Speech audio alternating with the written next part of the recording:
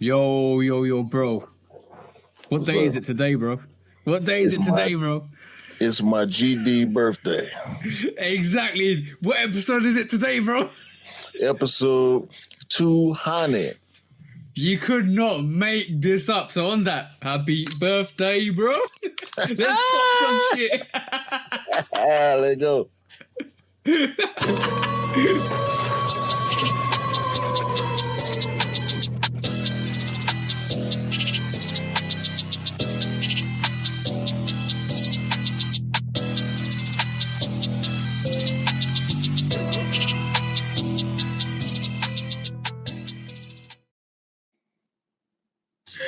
Hey, welcome back to the Shoe Dog Podcast, episode 200. We're at that milestone. It's Q's birthday today, so why don't you go and grab yourself a beverage, sip a couple of beers, alcohols, whatever you want to do, and let's celebrate. This is a celebration episode. This is hitting that milestone, and it's Q's birthday, so let's do that, bro.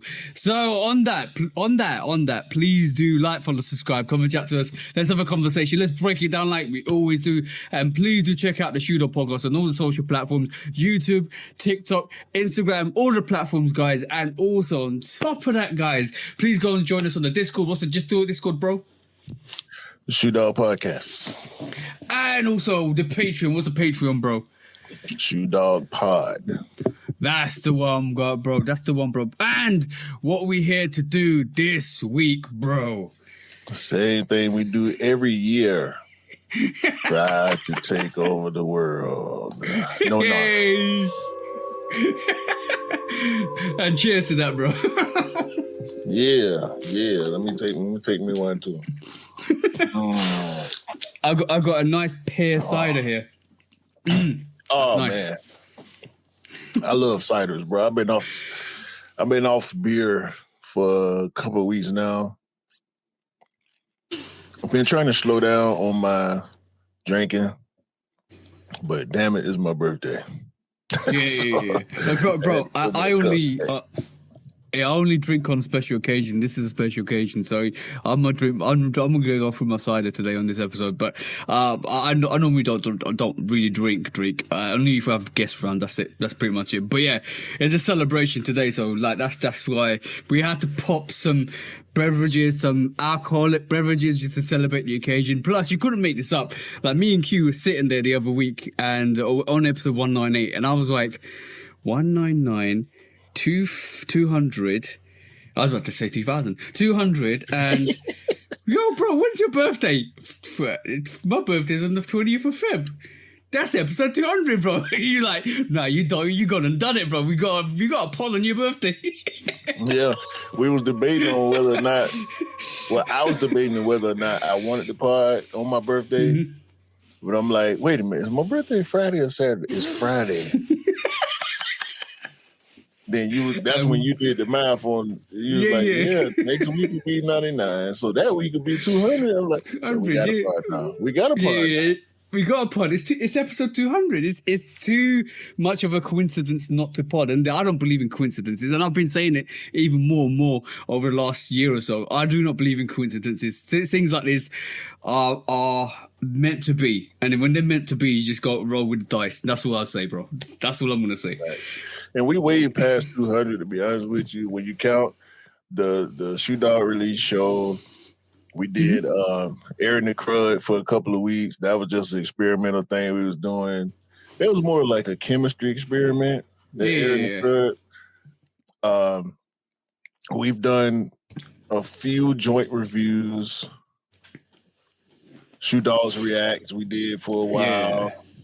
So we way past 200 episodes recorded together as the pod, but it's been a wild journey to get to 200. I think back to November, was it 2021 or 22? Was it 21 or 22? We're in 5th season now. So it was 21. November 2021. Yeah, 21. And it finally hit me because shout out to my sister Q Lasher, shout out to my wife, Dancing Lady, MJ the Heroine. They were on me. You need to do a podcast. You need to do a podcast. And I'm like, No. Let me correct that.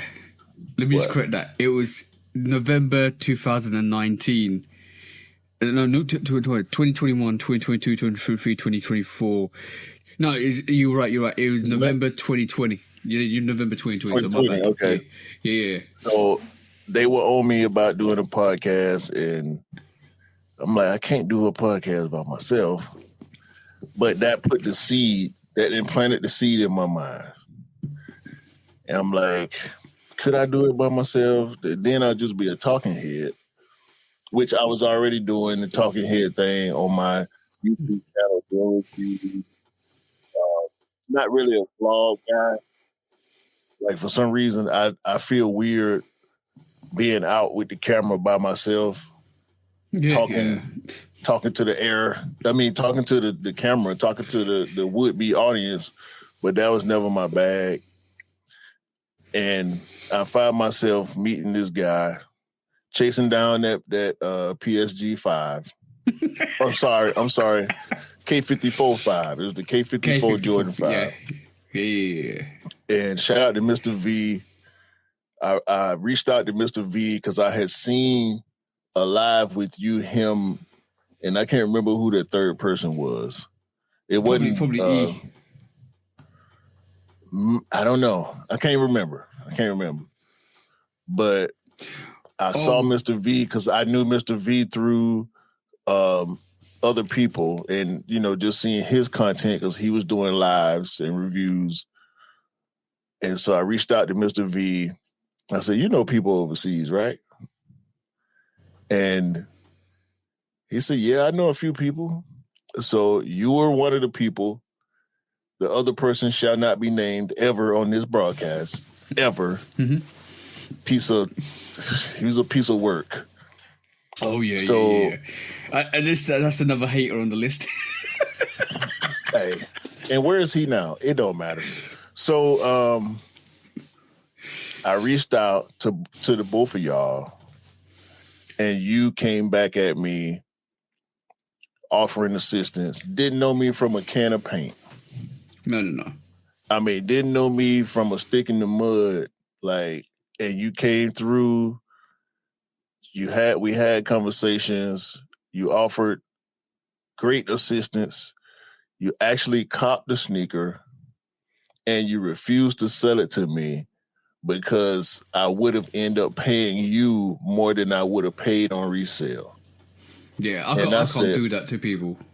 I said, what is this? This dude don't want to make no extra money. How is this possible? How is this possible in the height of the resale bubble? There's a dude telling me he don't want to sell me the sneaker because I would have to pay more than what it was worth on the aftermarket. Now, first thought, full transparency, he must got a better play. He gonna probably sell it to somebody for more money than he will be able to get from me. No, y'all. He painted the shoe black. I made it into friends and family. He painted the shoe black. Yo, bro, it got to me, right? I was annoyed because the first pair, the K54 5s, got to me, right? And they charged me £70 on top of the retail price because we just exited Brexit. It annoyed me, and I was like, oh, okay, cool. And then your pairs come in, and I was like, it's the same thing. It was like £270, and I was like, no. Like, I can't, like, then I've got to package this, send it to you, then you got to pay customs, and we calculated it to be like £350. And I was like, no, I can't do this. I literally, to me, my conscience would be so guilty if we overcharging you for a sneaker that I know you can get from the resale platforms for like $300 or it come out to $310, isn't it? Less. There you go. And then I was like, I can't sit here. I'm gonna be honest.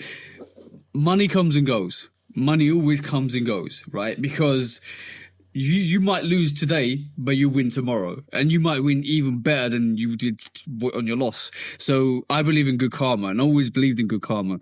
So I was sitting there, I was like, no. I was like, Q, I can't do this to you. This is how much it's gonna cost. I'm not sending you this sneaker, because it's gonna cost you this much, and I can't do this to you. You're gonna be out of pocket.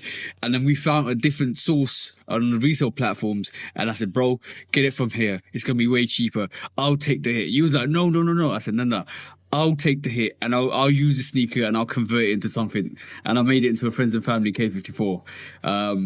That's it. That was it. That was a story, and that's where we connected, bro. Because I don't like hurting people's pockets. That's not in my nature. This is why I don't like resellers. So I can't do that. I couldn't do that to you ever in a million years. I would never do that to anybody. I know people that would, but I can't do that. I would have a guilty conscience doing that. Yeah, I'm trying to find my account. Okay, I think wasn't it something like Collect? Yeah, it was Collect. I'm trying to see. Let me see. My account might be dead by now, actually, because they're making me create a new account with the same. I'm pretty sure this is the email I use, and I do not have a purchase. Where's the purchase history? I'm surprised this app's still alive, but it's a. It's quite popular in the UK. Right, that's what I was trying to get to. Like, it's one of y'all's resale platforms over there. But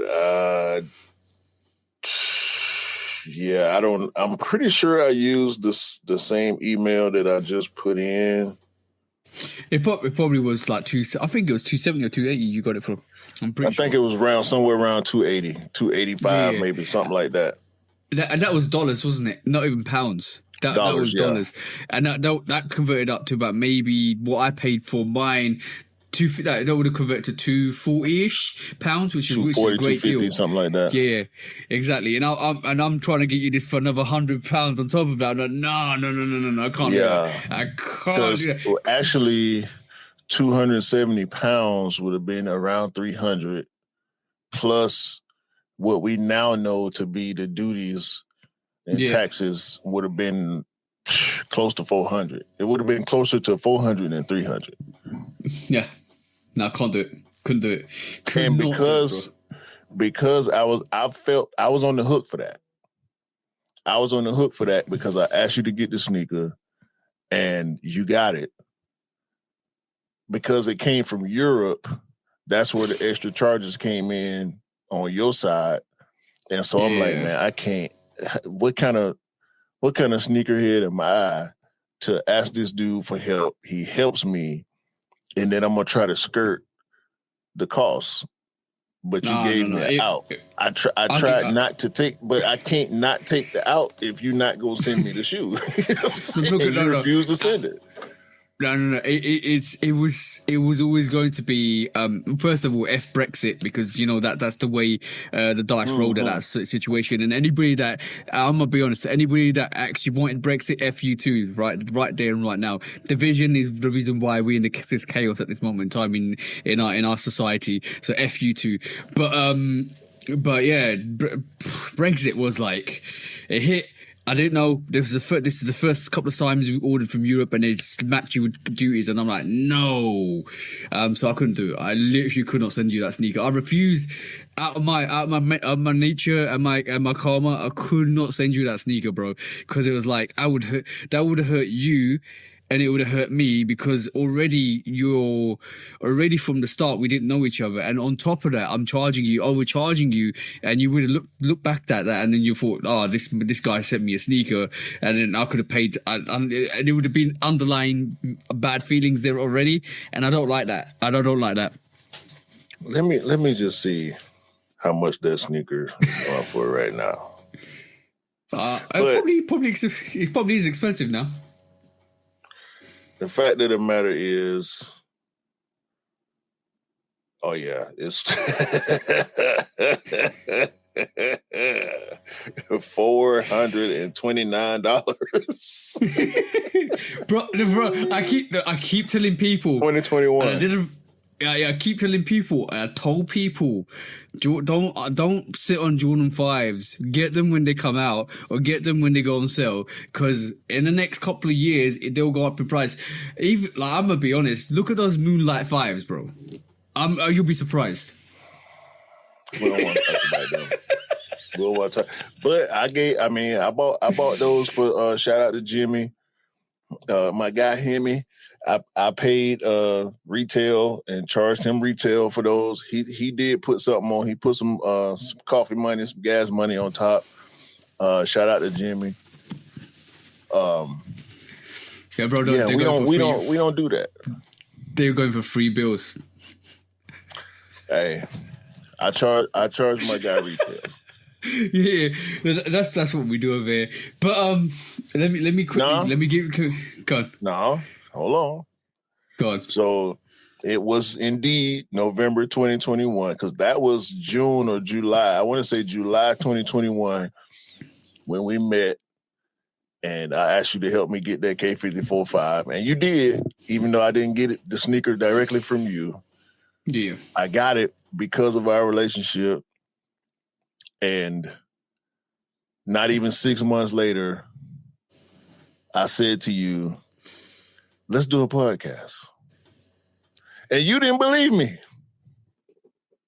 You're right. I'm getting my you're that's definitely like 2021, because I'm like, we're in 2026. Well, I don't think I was doing 2025. It's cool. It's cool. That's the one. Yeah, I didn't believe it. Like, I'm gonna be honest. At that time, we was doing constantly lives. This Mr. V. This is the funny thing. Me and Mr. V did a live, right? And I was driving back from work on a night shift. He went live. I jumped on his. That was the one where I first saw you. I was watching his live. And he said, "Oh, come in, bro." So I went into his live, and we was talking about different sneakers and releases and stuff like that. And I was driving. That's how I know you. That's how I know you got a Benz. Yeah, that's the one. And then that's when somebody else chopped on. We was talking about releases, how releases are, and stuff like that. And Mr. V was doing. So I jumped on his. That's probably where he saw me. Then we got to know each other and stuff like that. Yeah, shout out to Mr. V, bro. He's top. I didn't know you. Mr. V linked me to you. The reason why I asked him about people overseas is because of that live. I remember you sitting in the car. You pulled up because your connection was a little fuzzy, and you ended up getting home and stopping and sitting in the car. Yeah. And it was dark over there with you, but it was still light over here with us. And I remember you sitting back. You were sitting in the car. We could barely see your face, but we heard your voice. And yeah. When it was time for that shoe to come out, or just about time for that shoe to come out, I thought to myself, damn, I don't know nobody in Europe. Mr. V does. And so that's why I hit him, because I saw you on that live. Because this was still COVID time. Like, we were coming fresh off the pandemic. People were just starting to go back outside. Lives were still popping. I mean, lives are still popping to this day, but nowhere near as much as they were in 2020 and 21. Yeah, they were fire. Like lives in COVID was, because everybody was at home just watching them. You got loads of audience watching them. There's some people grew their channels off COVID, and then some people like couldn't keep that momentum up and then disappeared after COVID, because I'm gonna be honest. People like that haven't got the heart and passion to continue on that journey, because they don't see a profit in that. But doing stuff like this is nice to be like sponsored. It's nice to be given a contract to do podcasts and stuff like that. But you really have to be passionate about sneakers and passionate about stuff that you like to actually keep pushing the agenda with it. And that's where you get far in life. When you keep having that passion, you keep pushing the boundaries, you keep asking the relevant questions, you keep reaching out, and you keep having the passion to help people and keep doing what you love doing. That naturally falls into the place of where you need to be. We grassroots with it. That's all. Exactly. We grassroots with it. And back to what I was saying. I'm trying to tell the full story, just in case Go, bro. people don't know. So you were apprehensive about if I was serious or not. And 5 years later, we at episode 200. What say you now, TJ? I'm fully invested. Bro, how long did it take you to convince me, though? I didn't try to convince you. I told you, well, I asked you first. And then we had conversations. What is it going to look like? How are we going to do it? What platform are we going to use? And it wasn't until we decided a date, January the 8th, 2022, was the very first time we recorded. I'll never forget that date because Thanksgiving came, Christmas came, and you told me you were on holiday, which I now know to mean vacation. Over here, we say vacation or PTO. Yeah. You said you was going on holiday. Let's wait till around the end of your holiday, and then we'll see. And I had this little punk ass webcam I went and bought. I had this same camera, bro, that I'm recording on right now. I already had. Yeah. I went and bought a whole nother webcam, and we went through, the different platforms. We landed on StreamYard. And shout out to StreamYard, because y'all keep finding ways to keep us on StreamYard. Every time we think about going another direction, StreamYard drops something new. It's like they're watching us. Yeah. Like a lot of other people, we feel like watching us based on moves that happen after we say something. But we can't be predicting the future like that, bro. We're being watched. We're being surveilled. Big brother, we know you watch whoever you are. Bro, imagine it was me in this room. This room has evolved massively. So is yours at the back. It evolved massively. It was this Rode mic, bro. This Rode mic, and first of all, it was the mic go lavalier. Yeah, it was that. Then it was this, and now we evolved to a sound card and this huge mic. Bro. Yeah, I was using my studio mic. I finally went and got a different mic. This was shit. This mic only been with me for probably a year and some change. I just switched my setup probably 4 times since. Now that I think about it, I was facing the opposite direction that I'm facing right now. Yeah. This very table that I'm at was against that wall. When we first started, my pop collection was smaller. My sneaker collection was way smaller. The setup was totally different. I was running straight through my PC instead of using my interface. Now we got the same interface, similar setups. We done went through audio changes, video changes, setup changes, arguments, production fights behind the scenes, to me almost quitting. Oh yeah, that was like 2 years ago now. I would say 2 years ago. It seemed like forever ago. Yeah, it was. I think it was LJ. LJ came on, and I think that was the one. That was the one. And I kept stepping on LJ, and you was like, "Bro, I didn't like what you did." I was like, "Sorry, bro." I didn't think we was gonna go that far behind the scenes, but you telling the truth. Yeah. Because we both love control. I was mad because it was a guest episode. I was mad, and we argued, we fought. I think we both cried. Yeah, but we bros. It wasn't. I was stressed. I had a lot of stress going on in my life. Work stress, relationship stress, and then the pod stress on top of that kind of broke me a little bit. And I was like, you know what? Fuck this podcast. Bro didn't talk to me for like 3 days. I was like, man, because at that point, we was doing it totally different. Like we was doing production calls before we would pod and everything, and all that shit is different now. Like we run it a totally different way. We try to share equal time, which I don't know if we'll ever be able to get to the equal time point. What do you mean, under 2 hours? I don't know. No, just talk time. Oh yeah. Because we still step on each other, even though I think we're a lot better than we used to be at stepping on each other. Mm-hmm. But I love it. It's, you know what? It became from being stressful to a stress relief. It became fun, and then the evolution started where we was like all our podcast titles aren't scripted. They come from this. They come from what our conversations are. Like even bro, I'm gonna just shout out that name Reskiller, right?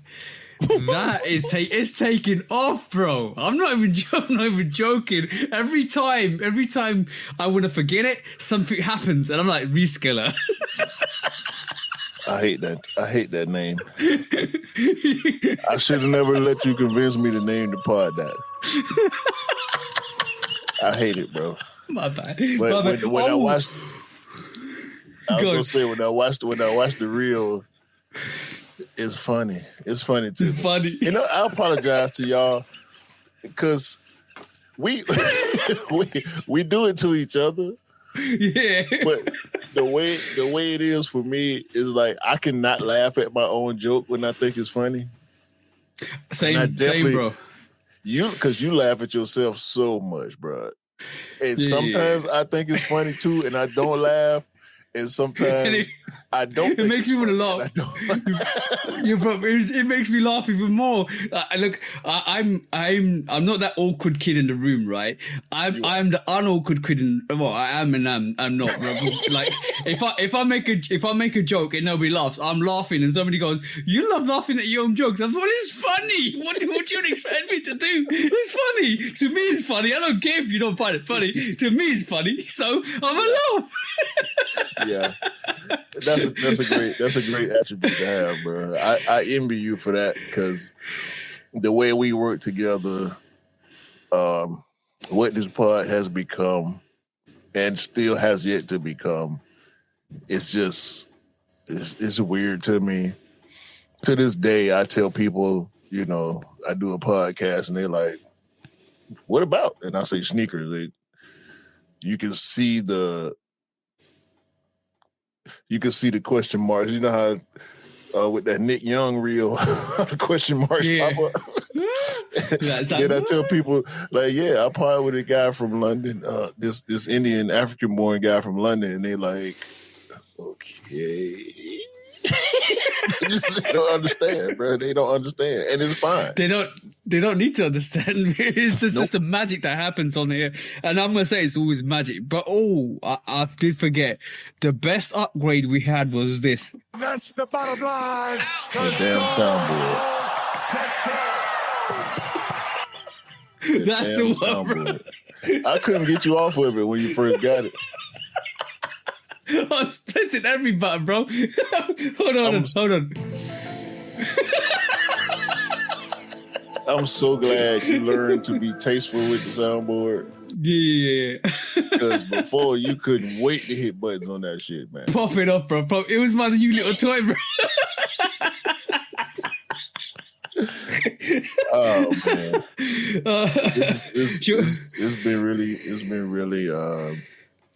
it's been a lot, man. It's been a lot. Sometimes it made me sad. A bunch of times it pissed me off. But most of the time, I get happy for it, and I'm proud of what we've done, man. Getting to 200 episodes of the main pod, man. I've done seen pods come and go. That's why I like to reiterate that we are one of the longest running sneaker podcasts around. Shout out to In Kicks We Trust. They are at 250. We coming.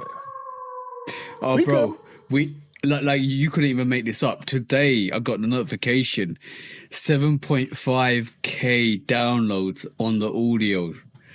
Like you could not make this up. You like today is a magical day, so everybody cheers. We're doing it. This is how you do it. And we stay in ourselves. We have zero background support. When I tell y'all are the support, the listeners, the viewers, the followers on IG and TikTok, the subscribers on YouTube. Y'all are our support. We do not have ads running. Y'all ain't heard now one of us read an ad.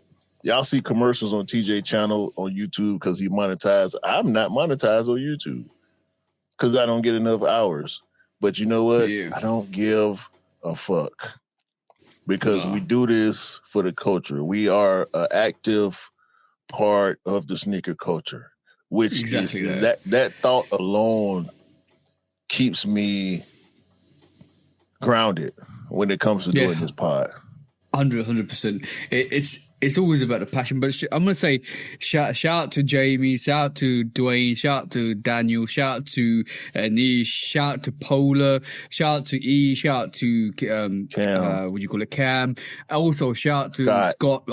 Yes, me and Scott always have special shout out to Scott because many a times I'd pick up the phone. He'll be awake at 2:00. I'll be awake at 2:00, and we will have a conversation for like an hour about what's coming out, what's this, what's that, bro. The conversations are dope. So shout out to all the people. Yeah, shout out to Dale. Dale as well. Shout out to the bro Dale. Shout out to Rick. Shout out to like Kiki. Shout out everybody that's been on the pod. Shout out to you guys. If I missed you, I'm sorry, but there's a lot, and there's a lot more people coming on as well.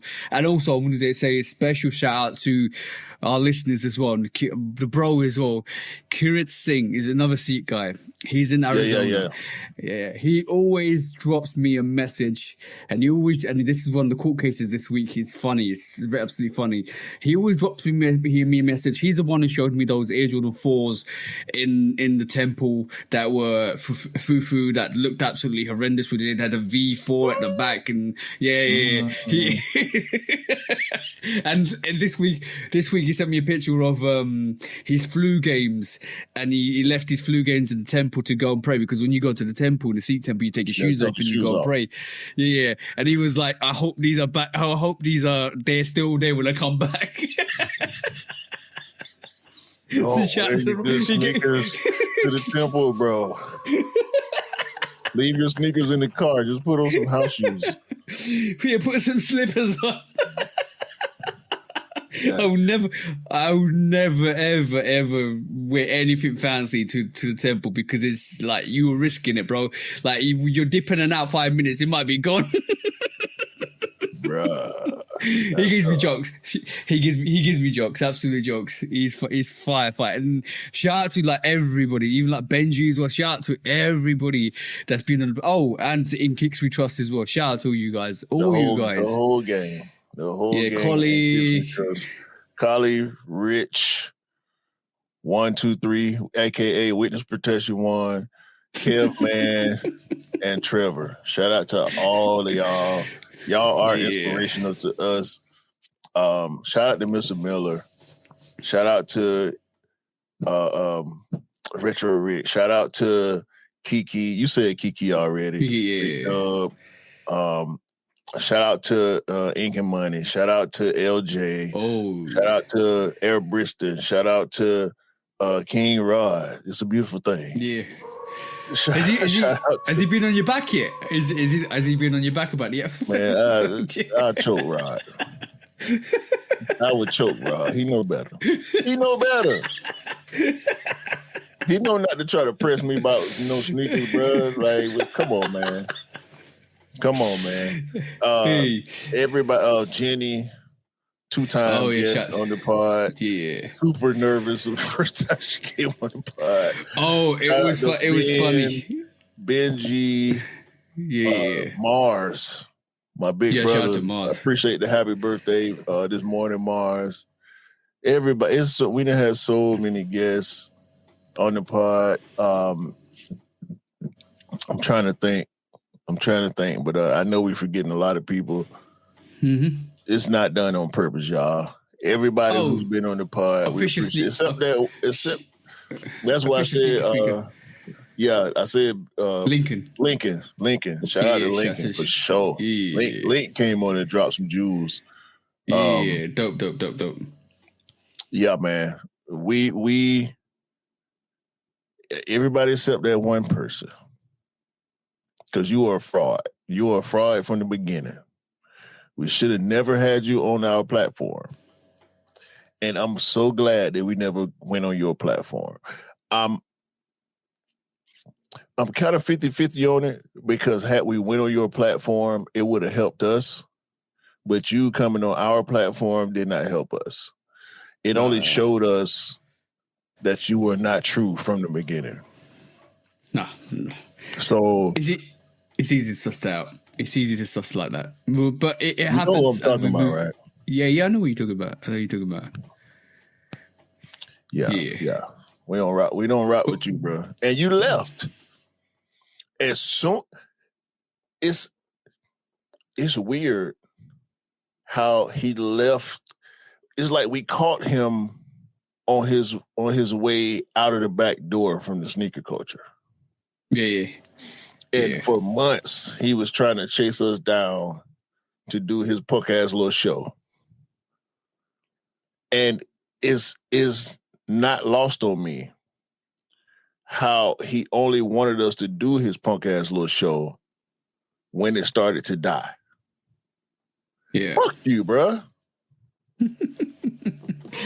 Bro, I had to block him because there's a reason. Because every time I was putting out content, he was like, "Send it to me, tag me, boom boom." I was like, "Nah, bro, like what? I couldn't do it." What? Mm-hmm. Like, what are you trying to accomplish here? Nah. Like, stop, bro. It's not real. We know it's not real. We know it's not genuine. You was a culture vulture. You Vlad out here. You a sneaker Vlad out here. Oh, like, stop it. Talking about Vlad, he made a comment this week about Jay-Z, and he was trolling. I think no. He made a comment about Jay-Z. Scott sent it to me, and I read that, and I said to him, "Bro, watch this space. It's gonna come out as all of that's BS, and he's made that up, and he's attention seeking because he's fading his career. His career is fading." No. It was a troll from the beginning. He knew it was a troll. He expected people on the internet to be smart. Mistake number one. These people, prominent people. Oh man, I just saw a post today where people don't know to put the extra O on two when they mean excessive. Yeah, two. TOO is a word. TO is a word. TWO is a word. TOO is a word. I hate y'all. I hate y'all that don't know the difference between TO and TOO. Open the dictionary, my boy. Please. Y'all, I thought you were going to start reciting. You look stupid. You sound stupid. TOO. TOO means also.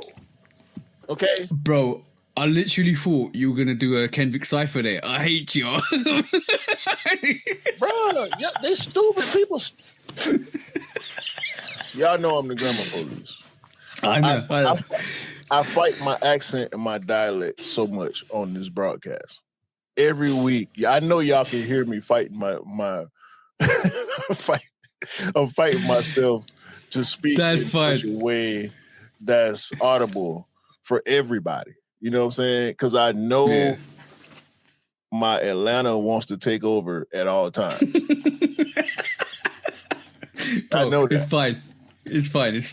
I love it though. It's fine. So this week, we know you cop something. I know I cop something. What did you cop, bro? I caught what I told y'all I was gonna cop. Hey. Air Max 95 Sung Soo. That's fine. From the City Pack. The silver and black one. That's the only one I was going for. I went right in. 10 a.m. I was in maybe 30 seconds after. I prepped. I made sure I was checking in. I made sure my card information was already locked in. I went right in and I got a 2-minute W. Fire. And bro, Hong Kong's on deck, bro. Coming my way. Cheers, bro. Cheers. Let me tell. The Hong Kong's first over here, bro. The same here. I was lucky because, by the way, all the bros copped the Hong Kongs. There was loads of pairs, but they went quick. I woke up. I put the alarm on for 7:30. I didn't get to sleep until late, and I woke up, snooze, and then I woke up at 8:08. I was like, oh damn, I've missed it. Went in. 808 kicks, bro. You couldn't make this up. You cannot make this up. It's the birthday energy, bro. The birthday energy never fails. You can't make no, bro. There is no coincidences. I went in. My size was sitting, size 10. Everything else except for size 10 was gone up above that, and 10 down was there. Bang, bang, bang. Within like 2 minutes, no, within 30 seconds, got them, and they've been shipped today as well. So they should be coming tomorrow, bro. I'm so so excited for that sneaker, bro. That is a fire sneaker. You're the actual Tokyo, was it? No. It's Tokyo version, the South Korea version and the Hong Kong version on deck. But the thing is, the pack as well, it kind of sat around, and I think Daniel was playing chicken with the Baltimore pair. I-95. So the I-95 ended up being pretty widespread here. It was a boutique sneaker. Some of the retailers, the box retail stores had them, but majority of the boutiques had them, which led me to believe it was kind of GR status, but I kind of get that because it was the only US-based sneaker in the pack. Mm-hmm. There was the Paris, which in my opinion was the worst of the pack. I said that before in the pod. That flew though. That actually became a couple of weeks back and it flew out here. It was gone. All 4 pairs sold here. The I-95 was more available here, but the Hong Kong was gone. By the time I got my W on the Sung Soo, the Hong Kong was already sold out. The Sung Soo had a couple of, it was maybe like a 7.5 and a 14. I think I put it in the Discord. And the Baltimore pair, they were big sizes available. And that Paris pair, I didn't even bother to check on it because it was, I just didn't like it from the beginning. But yeah, we did it. We did it. That's why we did it, bro. Y'all be intentional about what you're going in for. Put your mind on it. Set yourself up for victory. Yeah. Exhaust all the options, but whether it's a raffle. What? Y'all still got sizes? Yeah, we've got 8.5 downwards on the Hong Kongs. That's crazy. Right. It's crazy. The Baltimore pair. The resellers ate Hong Kongs alive. That was the one. That the Baltimore pair sitting all. This is what Daniel's playing chicken. The Baltimore pair sitting all sizes except for 13. That hold on, let me just have a look at these. UK 13 is US 14. So that's yeah. I'm seeing. I don't think that's the ones. So the Suyong, Sung Soo, Suyong Soo. Yeah, bro. Wow. I'm surprised. I'm actually surprised. And the Altair pair is there's only got sizes. There's only got a couple of sizes on that. Okay. I'm wearing that Young Sue's pair to the game next week. I got a game coming up next Thursday. I will be pulling out this Young Sue 95 to wear to the game. I got that gray jacket I was telling you about. Hopefully it's chilly enough for it, where I can get that jacket off. But that jacket warm as hell, bro. That pattern underneath that gray, underneath that mesh into that insole looks crazy, bro. I would never like that. The whole city pack is crazy. That pack was crazy. That Hong Kong pair, bro. I respect it. I looked at it. I looked at it, and in looking at the details, I gained respect for the details on that sneaker. But the fact that I'm such a neon whore right now, I'm like, nah, y'all ain't gonna trick me. Y'all try to trick me. I'm not going for it. The horrible sneaker that you don't want to mention that's coming out soon looks like there's a whole. No, they playing games. They playing games. They got, for sure. They got TNs, neon TNs. Don't nobody want no damn neon TN, Nike. Ain't nobody ask y'all for no neon Air Max 90s, okay? We don't want it. Matter of fact, we do want it. Give us the TNs in neon and give us the 90s in teal. They way better than the neon 95s. Yeah. The 90s and the TNs, them the ones we should be focusing on, actually. Be honest with you. You know what I'm talking about? Like, just buy those instead of the OG. Yeah. The TN is just a better made sneaker. You know, it's more comfortable, more streamlined. The Air Max 90 is a classic. It's a classic. Just putting it in neon is just, you know, that's what we should be focusing on. The Air Max 90 neon. You know what I'm saying? The 95s, they just get them out of here. Like, nobody asked for that, bro. Nobody asked for that. Nobody wants that. Matter of fact, as the culture, we should revolt. We should boycott the Air Max 95 neon. Just everybody hold your money. Do not go in. Don't join the raffles. Don't line up for it. It's not worthy, bro. In fact, I'll tell you why resellers shouldn't pick that sneaker up. If you pick that sneaker up, that sneaker comes out every 2 years or so. So you there's no value in picking that sneaker up, because by the time you try to sell that sneaker and hold that sneaker, another version is going to come out. So what's the point? You're wasting your money. Stay away from that sneaker. It's toxic. It's not good, bro. Just not good. It hurts your pinky toes. It's too tight. Like the way they make the lace is too tight. That whole lacing system is bro. It's not good, man. Y'all just spare yourselves.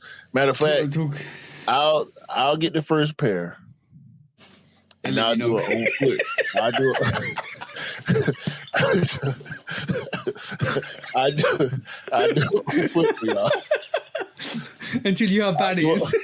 Yeah. This is, you know what I'm saying? Let me. I'm willing to suffer for the culture. See what I'm saying? You'll be the scout. You'll be the sneaker scout. Scout in the. Yeah. I would let me. I will be the voice for the community. You know what I'm saying? Once I get my pair and let y'all know what's going on, you know what I'm saying? Then y'all can make y'all determinate. Just wait. Yeah, you'll be the Native American with the smoke signals, telling you how bad it is. Yeah. Let me be the guinea pig, bro. Let me be the first. Listen, the first to hit the ground. You hear me? I will be the first and the last to hit the ground for y'all. It's for y'all. It's not for me. You know what I'm saying? You do it for the community. You do it for the culture and the community. Yeah, but by the way, just quickly cover 3 things before we move on to our quick strike. Number 1, if you buying electric cars is a scam. Let's start off with that. Electric cars is a big goddamn scam.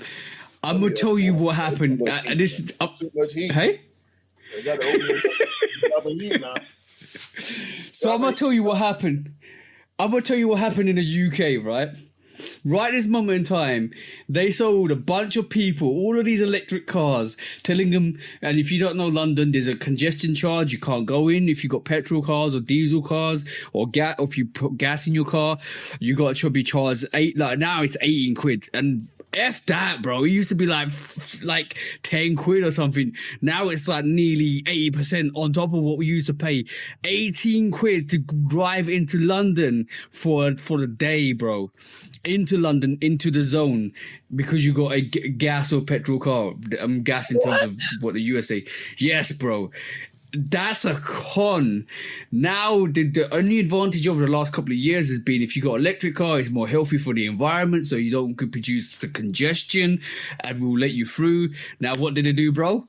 Put that money on the electric cars as well, bro. That's a con, bro. And on top of that, right, if you do have an electric car, I feel sorry for you, because if you do damage that car, they're going to tell you to write off that car.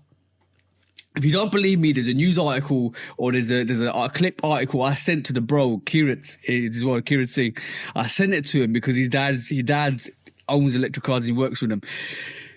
They are telling you that the insurance for electric cars is going up on electric cars because they're harder to actually repair and harder to maintain. So if you are damaging your electric car, they'll tell you to write it off because it's more expensive than it is to actually repair that car. So the value of the car compared to how much it's going to cost to repair it, it's not worth it. So what happens when that happens? They tell you to write off the car because the value to repair the car is more than the value of the car.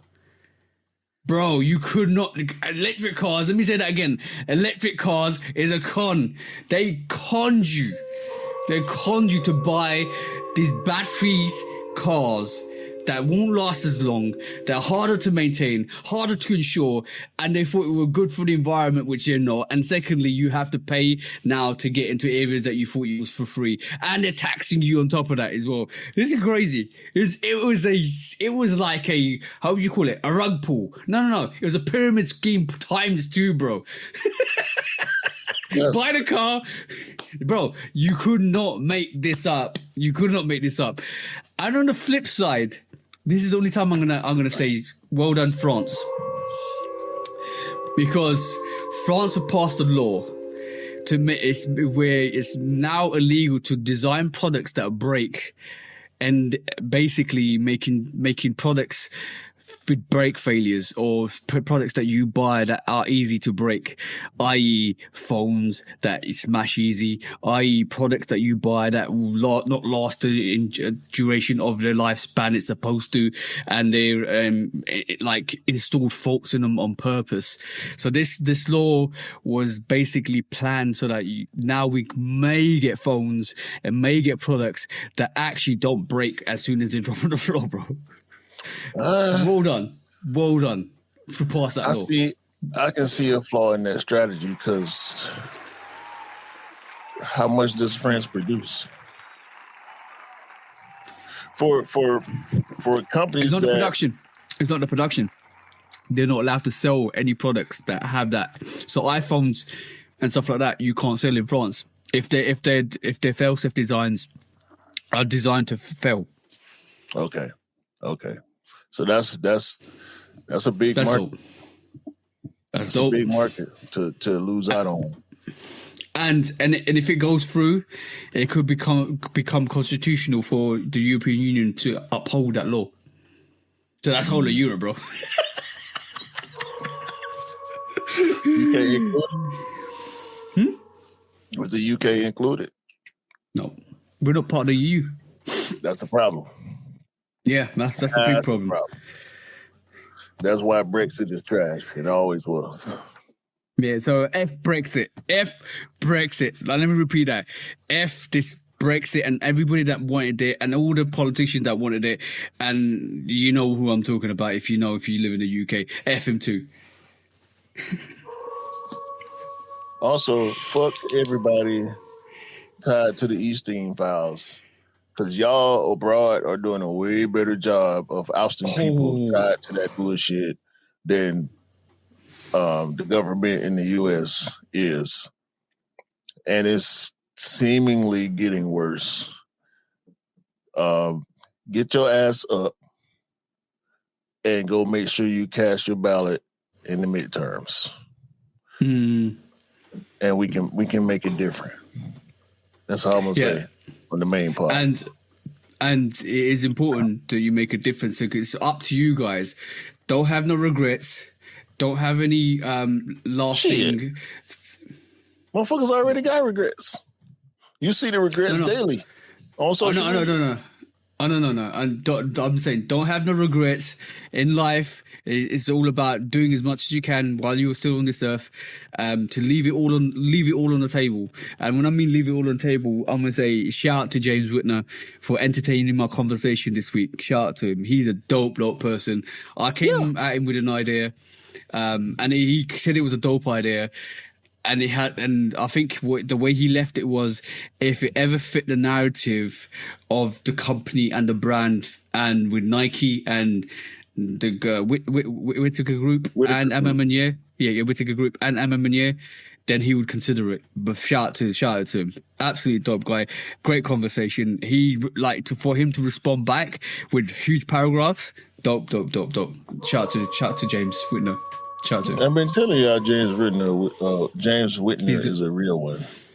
Yep, 100%. 100%. Hopefully you listen, and hopefully we can get you on the pod one of these days. We the little guys. Sometimes you got to rock with the little guys. Yeah, but we'll be the big guys one day. Don't worry about that. I don't want to be a big guy. We the little guys. Yeah, we're for the community. To be a big guy in this space, we seen what it looked like. We seen what it looked like. A lot of these bigger platforms, they skirt what's important for real to the people, and they focus on the hype, and they focus on the bigger narratives. They care less about what's going on ground zero, which is what we tend to focus on. We do a lot of general content, but the narratives that we create and the narratives that we follow, we have to keep it grassroots, because that's where we come from. And so to get to a certain point and abandon ground zero is what I fear. No. I want to be ground zero, but I'm gonna be honest. Being on ground zero has given us a way bigger advantage over the bigger platforms, because we see trends, we talk about trends, we see where things may be going. We have the conversation with the right people in the right communities, with the bros as well, and we all kind of strategize. Bro, how many times have we said stuff that's come true? Like, and then we joke about calling it a hell of a lot. We talk about manifesting or manifesto, all that stuff. No. It's because we follow the breadcrumbs. We can listen to what's coming. We know what strategies we would like to see, and then all of a sudden they appear. Maybe 1 or 2 years, or even 3 or 4 years, but they still appear. So that gives us a way bigger advantage on the bigger platforms that are even connected, because some of the connections that you have with like all the brands, they don't want to tell you everything. But if you're on ground level, and if you hear it, and if you smell it, and if you can taste it, then you know what's coming. See what I'm saying? Yeah. As much as I would like to be an insider, especially with Nike and Jordan Brand and a lot of these streetwear brands, I would like to be an endorsee. I would like to be an influencer for hire, I guess is the best way I could put it. I do really enjoy our perspective. Yeah. And when I imagine having an inside perspective, sometimes it don't look the way it looks now. No. With us being right as much as we are, even though we guessing half the time. Yeah, but bro, how close are we always to the target? We even guess. That's the thing. That's why that's what makes me enjoy it, because we hit when we guessing a lot of times, because we just coming off the dome, we coming off the hip. Like we write down topics and we talk about it. You know what I'm saying? How many times have you asked for the Air Max 96 to come back out? It will come back out. It will, like, even if it's not this year, it will come back out. They ain't giving me my damn food. But bro, it will come out. Eventually it will come out. How many times we asked for the Tokyos? How many times we asked for the all like shout battles we talked about as well? We talked about a lot of things. We talked about the Kobe 8s and 3s, and after the Tokyos episode, maybe they'll release the Kobe 8s and 3s and stuff like that. So bro, like everything now we talked about it. People retelling the Kobe sneaker free agency story. Like where did it come from? Exactly. And just now, was I think PJ Tucker or something like that? He's showing all the signed Kobe 3 that he's got. Chris Paul, that's the one. Sorry, bro. When you follow the breadcrumbs, and when they highlight certain things in the community, in society, and you're like, okay, why are they doing this? Because there's no reason to do it. But why are they highlighting it even more and more? That just tells you that, when somebody's cooking up a good dish and you can smell it in the other room. That's what it is. That's what it is. I'm just coming out the dome, bro. I ain't putting too much thought into nothing. I got too much real shit going on in my life outside of this camera and this microphone. I'm coming every time we sit down and hit the button and record. I'm coming off the dome. I'm gonna be honest with y'all. I'm not putting too much deep thought into what we getting ready to say every Friday or every weekend when we record. Like I'm coming off the dome, bro. So, but let me. Just, with that being said, it makes me feel good when we do hit. Yeah, it's a good feeling because we must be doing something right. But I'm gonna manifest this. Nike will sponsor us one day. I'm gonna manifest that. Let me manifest that one. Let me manifest that. I'm already a unofficial. Like. I do Nike commercials every time I get in front of a microphone. All they got left to do is pay me for it. Simple. But we spent an hour talking about. Oh, it's my birthday. We talking about the fuck we want to. Let's go. First quiz try.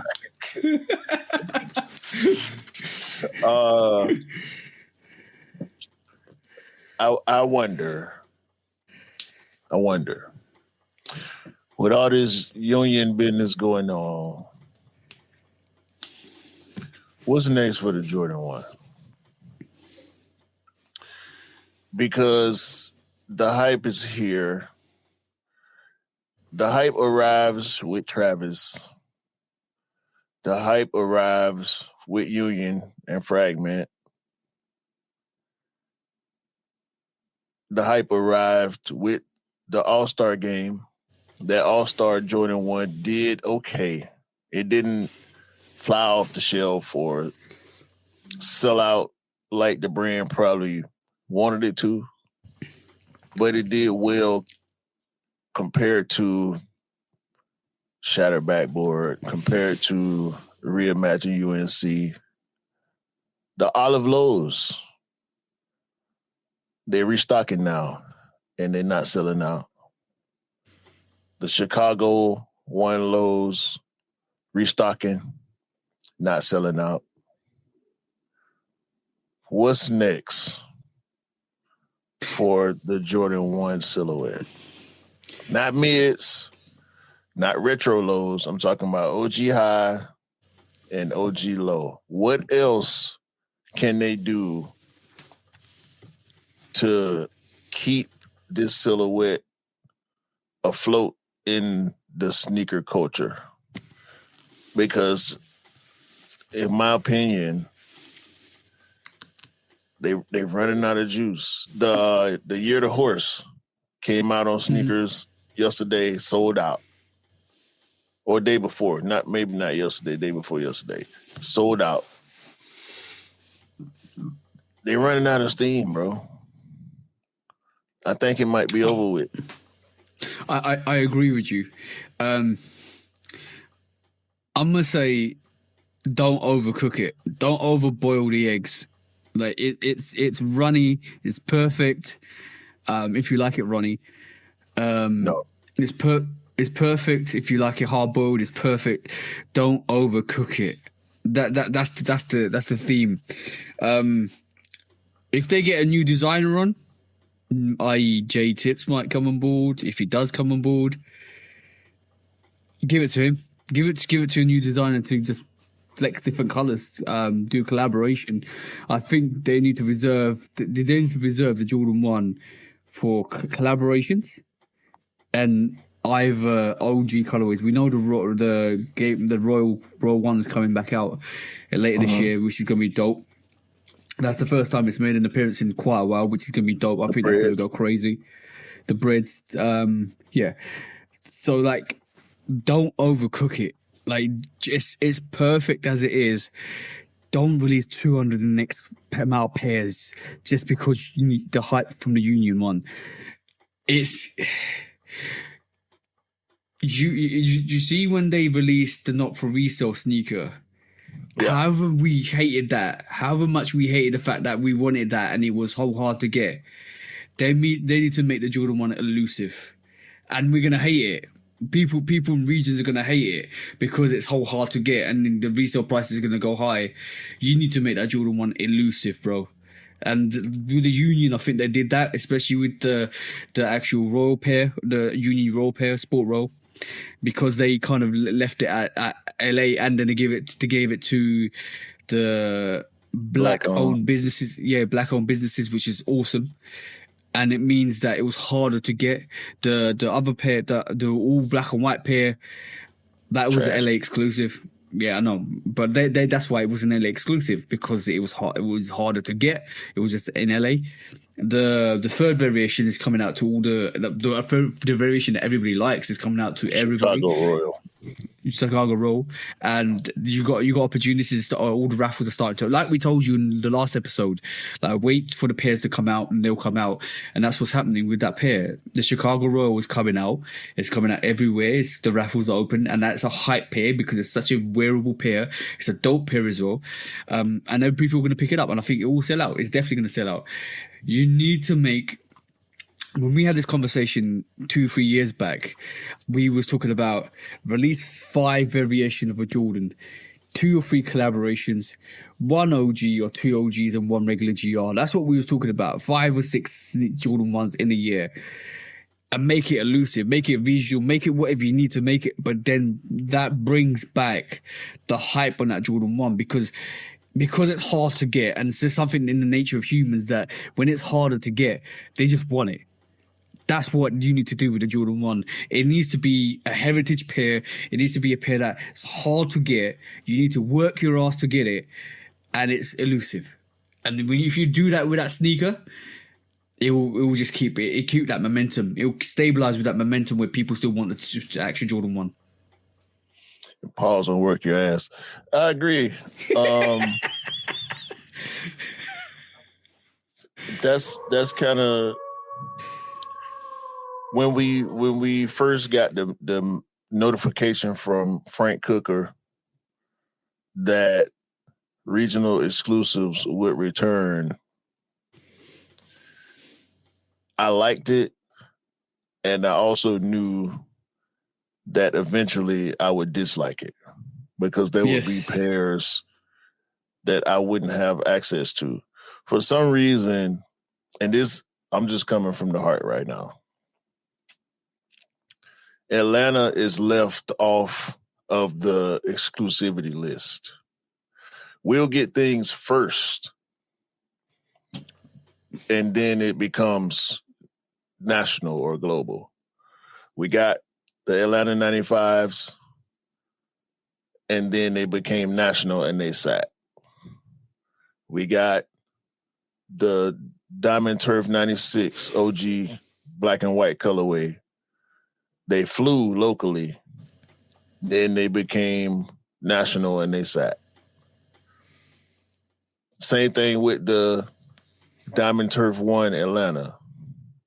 became it came here, dropped here first locally, then it became national. They didn't sit because it's been such a long time since we had that sneaker in its original form, and it still hurts your pinky toe. I'm just here to say that. I love Dion. I love that sneaker. Still one of my favorite Nike sneakers of all time. Probably number 2 behind the Neon 95. I mean, the Don't Buy That 95. And when the All-Star game hit LA,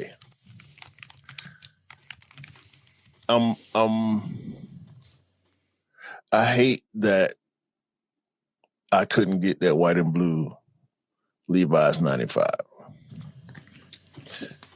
They got a lot of shit there that you couldn't get your hands on unless you were there, which speaks to the point you was making, the point that we made months ago, almost a year ago. Regional exclusive, the undefeated 95s. Regional exclusivity and limited releases are necessary for the sneaker culture to continue to thrive in the way that we want it to and the way that it needs to. I'm here to tell y'all, as a native ATLian, your feelings will be destroyed throughout this process. I agree with TJ 1,000% when it comes to the Jordan 1. Travis's, we know, hold a certain weight in the sneaker culture, and until that's done, it'll be what it is. But when it comes to these GRs and these collabs, limitation is necessary for the silhouette to continue to live the way it does. Yeah. They need to apply that to some of these GRs. 100%. They do. If I worked for the brand, I would encourage that. Yeah, with the it's good. It's good for the brand. That's it, because it keeps the sneaker relevant. It's not good for us because you end up being. I remember when Chris Gibbs did the passport dunks, and how his story was about grabbing all of these regional exclusives because he wanted them so badly. But that makes the game entertaining. That makes the passion for getting the sneakers and maneuvering in that market more entertaining because it shows your love for the sneaker and your love for what you want to actually get. So and also it makes it more. You don't have options. Right this moment in time, your options are limited because you want to get a sneaker and you have to go into the aftermarket, which is a bit more expensive. And to maneuver in the aftermarket, it makes your funds less available for other releases. And because those other releases are limited, it becomes a bit more of a game for you to challenge you to see what do you actually like to get. Do you actually want this sneaker that was regional exclusive that you was like, if it came out everywhere, you may not have got, or you want another variation of this Jordan 1 or Jordan 3 or Jordan 5 that's going to come out and it might sell out. And if it does sell out, you have to move in the aftermarket. It's like watching Netflix. When you're on Netflix, you have so much choices that you don't know what to watch. But if you were limited in the choices, you would have to watch something. That's what it is with the sneaker market at the moment in time. You have to be more picky with what you get because now what you're trying to get is a bit more elusive. That makes the game more exciting and it makes your choices a bit more intentional. Yeah. It's unfortunate yet necessary when you think about the Jordan 1 in particular. The Jordan 1 should, in my opinion, always be a staple because without the Jordan 1, we wouldn't be here. Yeah, to be honest, like I didn't like the disrespect that the Jordan 1 got once it was oversaturated because of people like, oh, Jordan 1's dead. What was the point of getting a Jordan 1? No. You missed the whole point of why the Jordan 1 exists. You missed the whole point of the reason why there was a banned colorway, the Chicago colorway. You missed the whole. You diluted it to a point when, oh yeah, this Jordan 1, that Jordan 1. No. There's meaning behind the reason why that sneaker came out and the reason why that's the first silhouette or where we got the airship.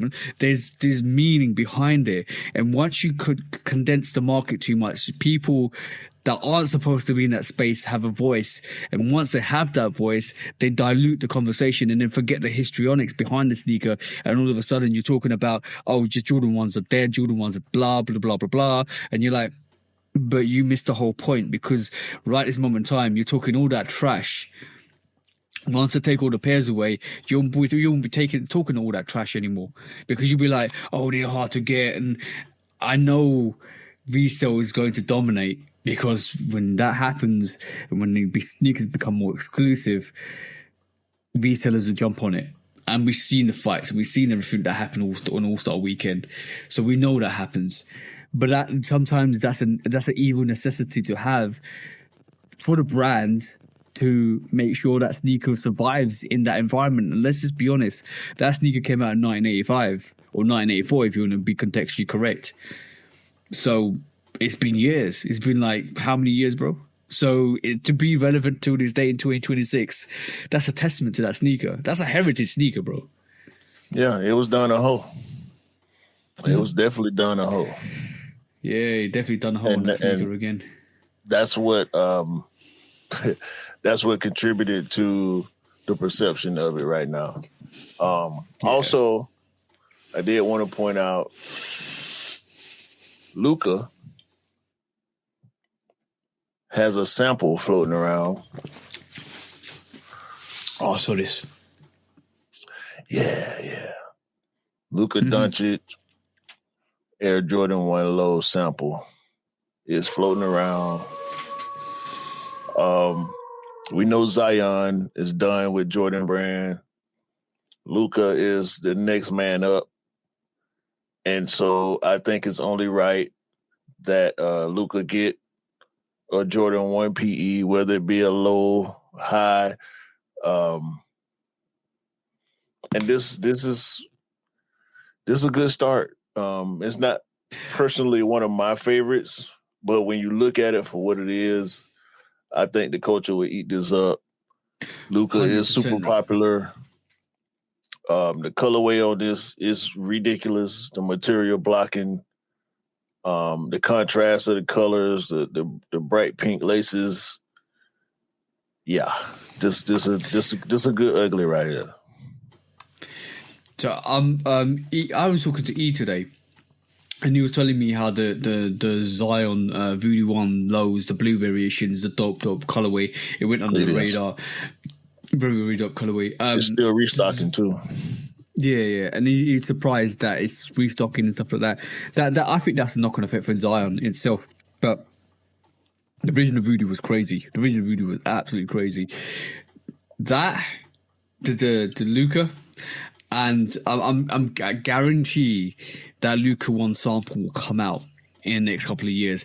And I'm also looking at Rui's like low one he had with all the black with the cherry blossoms on it. That, bro, there's so many sneakers in the vault that Nike have got to keep coming out, keep refreshing, keep bringing them out. Oh no, bro. I don't know if they dropped their Rui. Because Rui is, he probably the fourth man. Yeah, he the fourth man on his team now. When that PE hit the scene, he was the top man on his team, being with the Wizards. Now he's the fourth man on the Lakers behind old boy Luka and AR. So... y'all know who old boy is. I don't want to say his name right now. He got some cleaning up to do. But y'all know who he is. The old guy who still play like a young guy on the Lakers. Bro, let me just share this. Right. I don't. I got you. Like, there you go. I still think if they drop that Rui one low, Jordan 1 low, that will go crazy. I still think that. Yeah, but Rui's name is attached to it, and I don't think the brand sees his name as so viable as it was before. Yeah. That's a pity. That's my only pushback. Not pushback, but criticism to that sneaker dropping is the brand looks at the relevance of the person that a sneaker is attached to, but that sneaker will always be dope. I can't take away from what it is as a product, but yeah. Cranes and cherry blossoms, so dope, so dope. Shout out to Rui Hachimura. Yeah, they should have dropped that at that time. That would have gone crazy, bro. Crazy sneaker. They dropped the white variation, but they should have dropped that black variation. That's a fire sneaker. That is a fact. Next quick strike. Hey. Well, a couple of weeks ago, we saw the V5 runner A Ma Maniére, one variation. And at that time, I sneakily said to you, I heard it's 7, bro. And this week, what do we see? There's actually 7 of these. 7 of these. And it's not just A Ma Maniére, it's the Whitaker Group collaboration, which you got Jade, A Ma Maniére, APB, Social Status, and obviously A Ma Maniére. But bro, I'm gonna name the colorways on this because I've got a list of what the name of the colorways are, if I can find it now. But basically, there's 7 of these. Let me go through these pictures. There's 7 of these. So there's two A Ma Maniére variations. I think they're called either light carbon or something like that. There's either a light carbon or a carbon fiber. One of the two. That's the 2 names of that. There's a geoteal and a sail variation. I think this might be the white. This might be the sail variation in the Whitaker Group and Social Status. We got a cream green or a light green and a pink, soft pink. That's coming out in Jade. And last but not least, it's this white here, which is APB.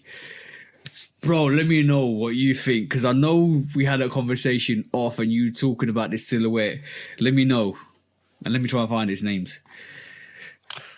So,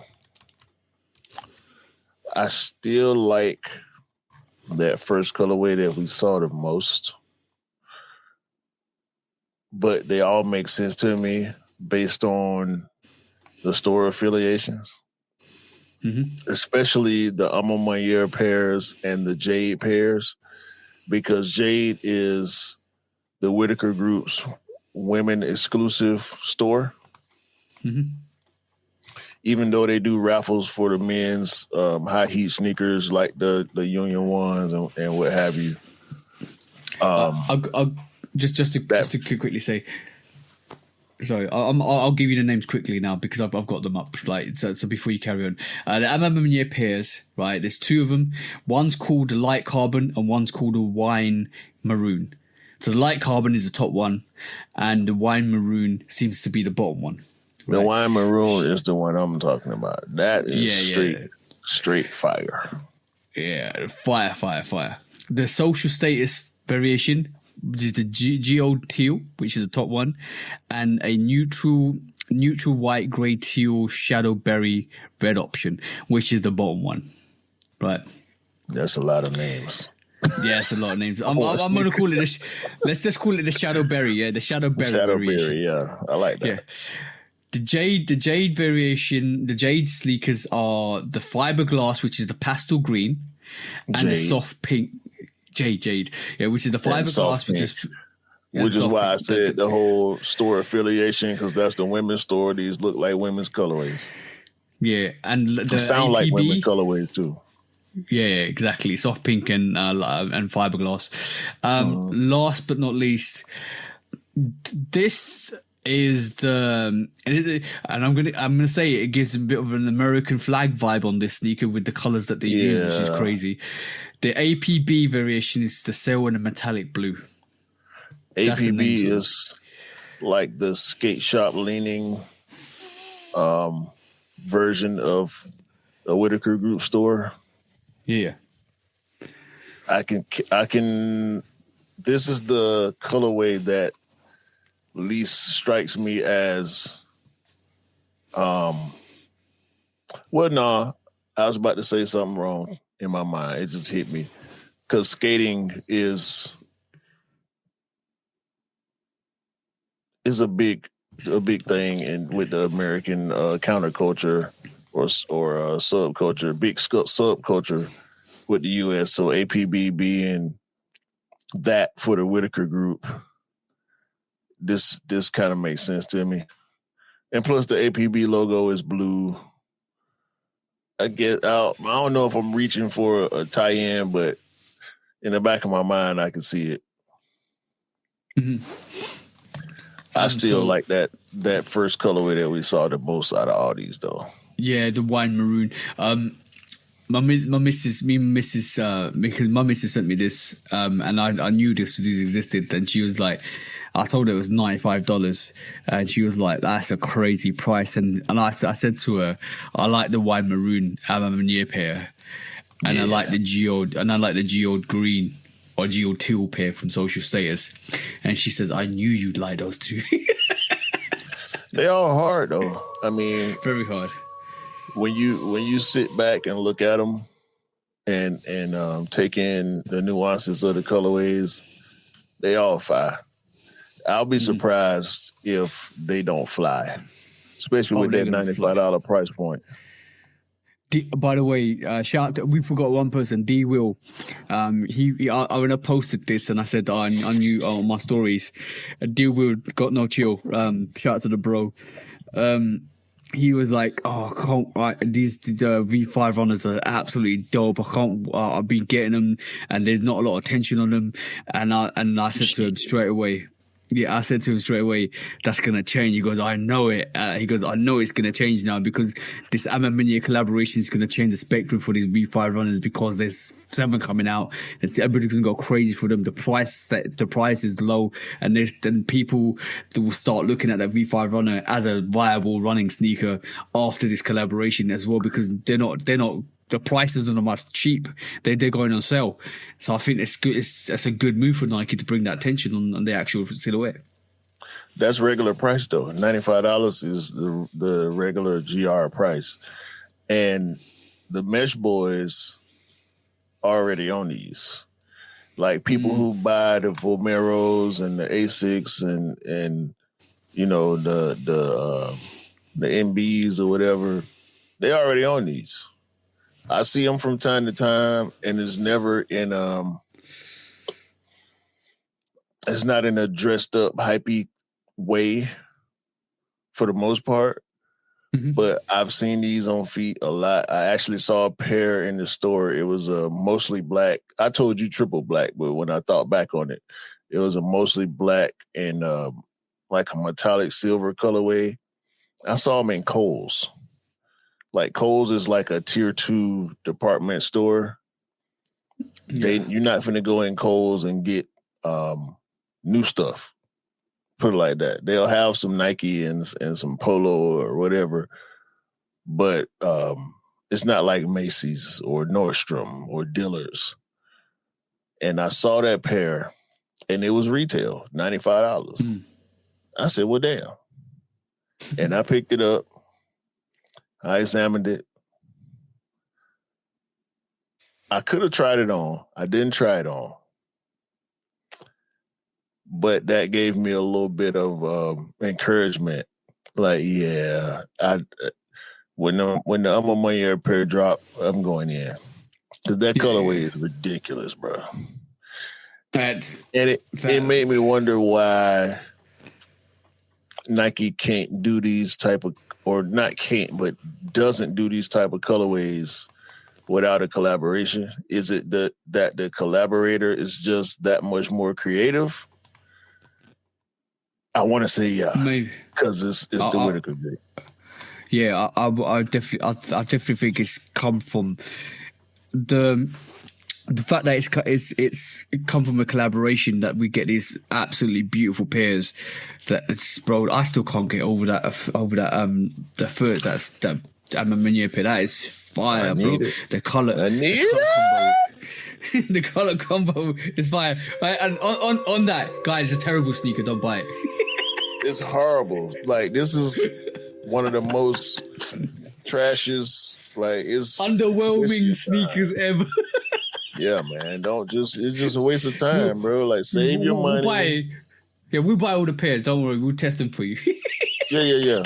Wear tests. We're gonna turn into wear testers. Like, we don't need y'all out here embarrassing yourselves with these nasty sneakers, man. Don't do it. Shout out to Wear Testers, by the way. They're an absolute dope channel. I like it. Yeah. We'll never talk about these again. No. Shh. We're going to spare y'all. I'm sorry for wasting them 10, 15 minutes of y'all time talking about these irrelevant sneakers. No. Like, just nah. It's not worth your time, bro. It's not worth your time. It's okay. Next quick strike. I would like to talk about the Ant-Man. Well, the movie Anthony, or the football? No, not the Marvel character. Ant-Man, Anthony Edwards. Yeah. And this black Hellstar AE2. This is the first AE2 that I personally have felt like is a good sneaker out of that line. Bro, they got you. They got you hook, line, and sinker because no. You love that silver looks white. Let's be honest. It's that black. No. Let me just finish. Let me just get off. I'm gonna skate off. No. I know a couple of years back you was like black with a little white. I'm copying it. I knew as soon as you were getting that, I was like, okay, cool. You're on this black and white vibe. Not just a little bit of white, but all black sneaker. And now they caught you. They put the fishing net out. This is the Q Dog special. Ant-Man Hellstar AE2. They gave you the black variation with a bit of silver, and you're like, this is nice. I'm gonna ask you one question. What's that, bro? You think I'm trying to buy this shit? No. Right. This is the Adidas Scud Missile 2 with a good colorway on it. That's all. Once again, the collaboration comes through. Now, this white camo version, you can get that right on up out of here. I do not like it. I did not like it. And I will not like it. Even on his feet, it looks bad to me. Yeah. But that black one, look, I don't know who this is. I don't know if this is him or somebody else. But them rattan camo pants, the way they tongue fucked it with that silver shining, it don't look white to me. I get what you were saying. I get where you was going with it. Bruh, and he had him on the All-Star game, running around out there, killing. All-Star MVP. Man. Man. He's back in it. He's back in the talk, bro. He's back in the talk. No. I told you. Because you asked me, I don't know if it was on pod or I think it was on the pod. On pod, it was on pod. Where you asked me how he was doing. He killing. Now time for Ant-Man to seize the title of face of the league. Jordan fell off. I don't know what the fuck the Memphis Grizzlies doing with Ja Morant.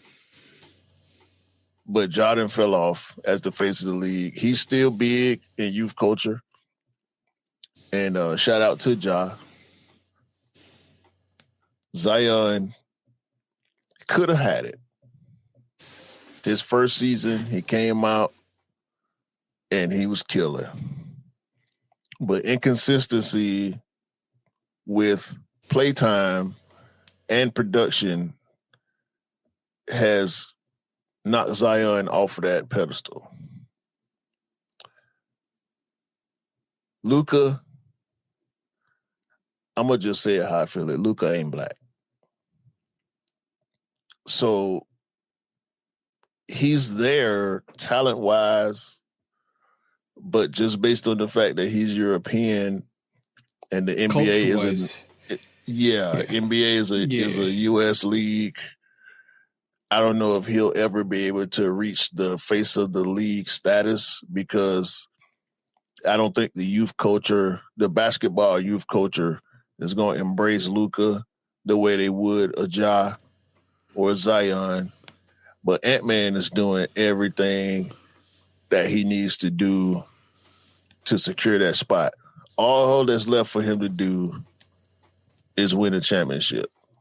That's what I was about to say. He's been as close as he can get without winning. Shea, nah. Luka, nah. Jokic, nah. Wemby, the thing is, nah. It's like the commercial. Giannis, nah. It's on Ant-Man himself and his team and his organization, even though he play in Minnesota, small market, not the best place to visit.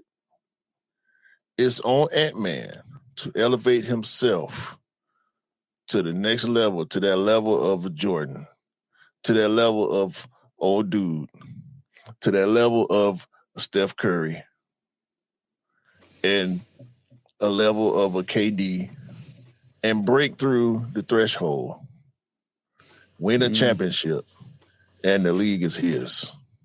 Yeah. By the way, I don't think it's good to mention KD either, after what I've heard about him. I think if Ant-Man, if Ant-Man wins his championship, it's going to propel him to a whole new level. It will. It will change his. It'll not change his character. It'll just make him a bit more confident going into those championship games. He got everything else already. And the great thing about Ant-Man as a player is that he's worked on his game. When he came in, he was purely around the basket, mid-range, coming out of the University of Georgia. The last great player to come from University of Georgia was Dominique Wilkins. Ant-Man had that coming out. He'll dunk on you, super athletic, super energetic, brash, shit-talking, and will show you. He will tell you, and he's going to show you. He went to this offseason, the previous offseason, not this past offseason, but offseason before last, and he added a dagger-like three-point shot to his bag. What I saw from him in the last playoff run was he can't escape the double team. And he needs the ball to create for himself. The last element to his game, in my opinion, is to be able to break through the double team successfully and or learn how to be successful without dribbling the ball. Yeah. If he can do one or both of those things, he will be completely unstoppable. His conditioning, his work ethic, his talent versus his ability will all culminate into being the best player in the NBA. That's what he need to do. And I look forward to seeing him do that. I need him to do that. Yeah. Second, on Ant-Man, they made a takedown shoe for him. Now, there is the Adidas Believe That, which in my opinion looks better than the AE2. But giving him a takedown sneaker broadens his reach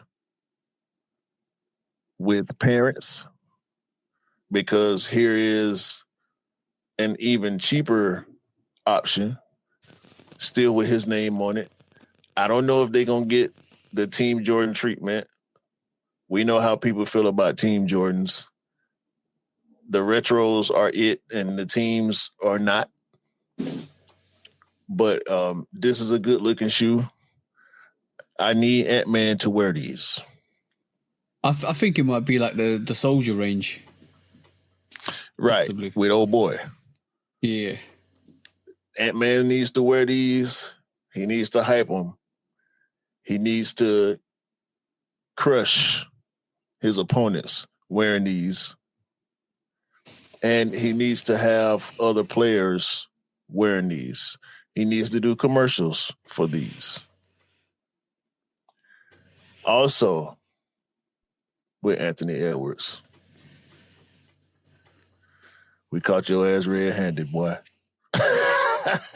We caught your ass red-handed. Huh? Oh yeah. I was about to say, would you ever want him to go to the Hawks? And yeah, Of course. Of course. Ant-Man at the All-Star game was on Team Stripes. I think it was Team Stripes. Teamed up with my guy, Jalen Johnson, the newest current star of my Atlanta Hawks. And we caught his ass red-handed. Let the video play. I'm better. It's my old time, man. You know what I'm saying? I can't wait to come home, is what he said. Let the speculation begin, ladies and gentlemen. Let the speculation begin. Imagine if he comes back to the Hawks and wins the championship. Imagine, TJ. It's going to go crazy where you are, bro. Crazy. So, with all that being said, shout out to Ant-Man. Fuck Adidas. Bring your ass to the Hawks. Bring your ass to Nike.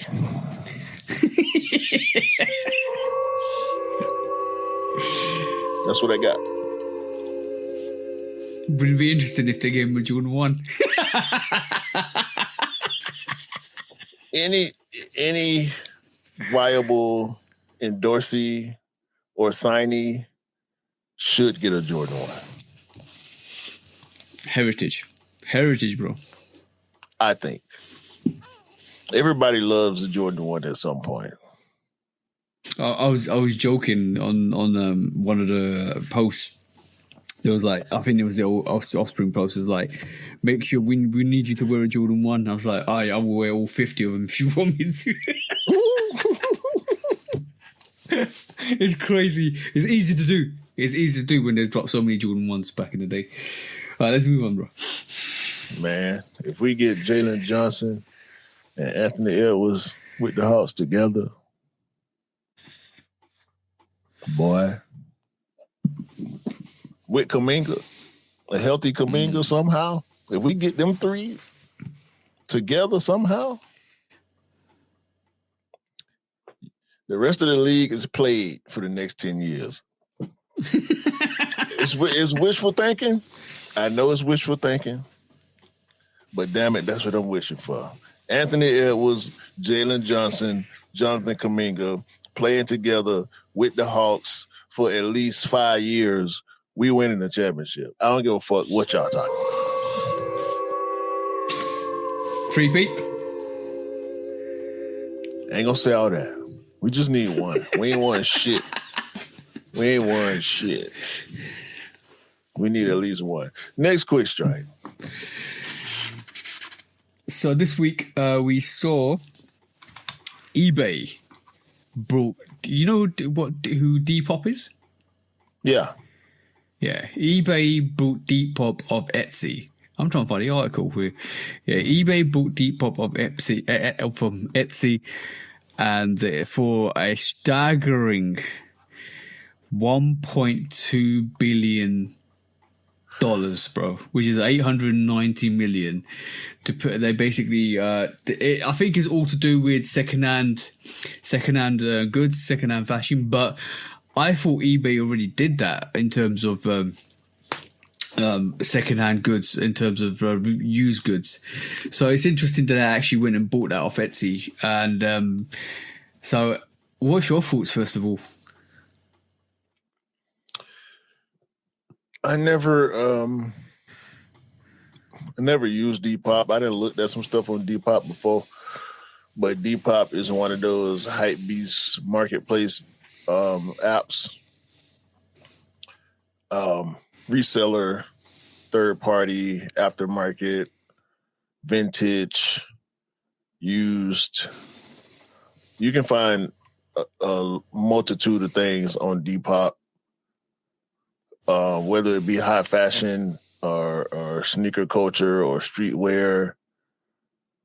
So I wish it wasn't eBay, because eBay ain't the best when it comes to eBay used to be applauded for their customer relations, but not so much in recent years. Yeah, I'm finding that. So basically, give you a bit of background. It might bring some more value to this. So it's an all cash deal, and it's is expected to be completed by mid year this year. Basically, 5 years of Etsy on the online marketplace. They bought it off. They bought Depop off for like 1.18 billion dollars. Pounds. I mean, that the acquisition is basically because of recent growth of second-hand goods, sustainable, affordable clothing, and also on top of that, what's actually happened is they found that 90% of the demographic is under 34 years old. So the kids are using Depop more than they're using eBay. So they've just basically said, we're going to buy Depop to actually appeal to the younger generation. That's the move, and it makes sense why they've done that. Because it may be more the older generation are using eBay, and they felt that if they kept on that trend, eventually over time these older users won't be around, or these older users probably stop using eBay, and there'll be less sales through eBay. So they want to appeal to the younger generation, the younger market that are going to kind of keep selling into their 30s and 40s and 50s. I don't like it. It seems vulturish. Depop, like I said, it's been good. Based on that demographic number, we know what it is. It's the V-Long, it's the Palms Angels, it's the sneaker collabs, it's the Hellstar, it's the Chrome Hearts. Is that the stuff that the older sneaker culture is not necessarily keen on the way that the young people are? The denim tiers and Dior and all that type stuff. So Supreme being one of them as well. Yeah, with Supreme, I think is cross-generational because of when it started. I do agree with you. I feel like some of the older people got away from Supreme with the ownership changes. Bape also. But I don't like Depop being a part of the eBay umbrella, because I feel like some of that, well, I can't say, because I don't know what Depop's reputation is, because I haven't been a part of that community. So I don't know what the customer relations look like, and how the sellers and buyers act on Depop. So I can't speak too much to it. So I think yeah, because so Depop started in 2011 in the UK, so that's where it kind of gained its popularity and notoriety. But from the statement, it looks like they're going to keep the name Depop, because I think if you were to merge Depop, yeah, they have to, because otherwise, if you merged it with eBay and made it a consolidation into eBay, what will actually happen is people will just go off the platform and said, I don't want to use this platform anymore because it's no longer what I love. Takeovers are very, very interesting to me, because basically what ends up happening is what you don't want to do is deter the people that are actually using it.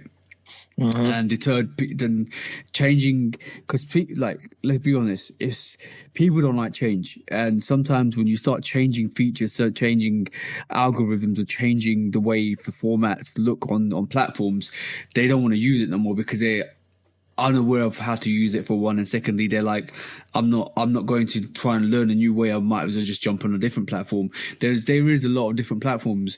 Etsy, I'm surprised Etsy allowed itself, to be honest, because that's a huge branch that Etsy loses as well, because Etsy is more renowned for I think Etsy, personally, when I've used it, it's all people that actually design stuff, manufacture stuff. That's DIY stuff. So I think losing a brand like Depop that actually allows you to trade and buy second-hand goods and sustainable goods and have a market for used clothes, I'm surprised maybe the money was good enough, because we're talking about billions here, but I'm surprised they actually allowed it. But billions talk. It was a money play. Mm-hmm. That's all. It was a money play for Etsy. eBay being the worldwide brand that it is, it's a clout play for them. There's a money play for Etsy and a clout play for eBay. So does that mean eBay's, even though they've spent this much money, did they think the long-term strategy was they were losing revenue? Because I've noticed recently, over the recent years, that now they're promoting. I have a funny feeling, right? That eBay doesn't promote or doesn't put your goods up if you're trying to sell goods as much as it used to, because now now it's like a whole promote your goods feature where you can go and hit a wider audience if you're promoting your goods. Is there something in the system that doesn't allow sales? And if it doesn't, then they need to be really careful with that, because that's probably one of the reasons why they're losing sales. If you're not putting items into a wider market for sales, that's probably hurting your business a bit. I can't say. I still use eBay sparingly. Part of the reason is because I don't believe in some of their practices. I've had difficulties with eBay buying. So you could be right. You could be 100% spot on with that. But eBay is leaving a bad taste in a lot of people's mouths. And I think this Depop acquisition, I think, is an attempt at not necessarily rebranding, but like I said, a clout play. Like, look, we got Depop now. Come back.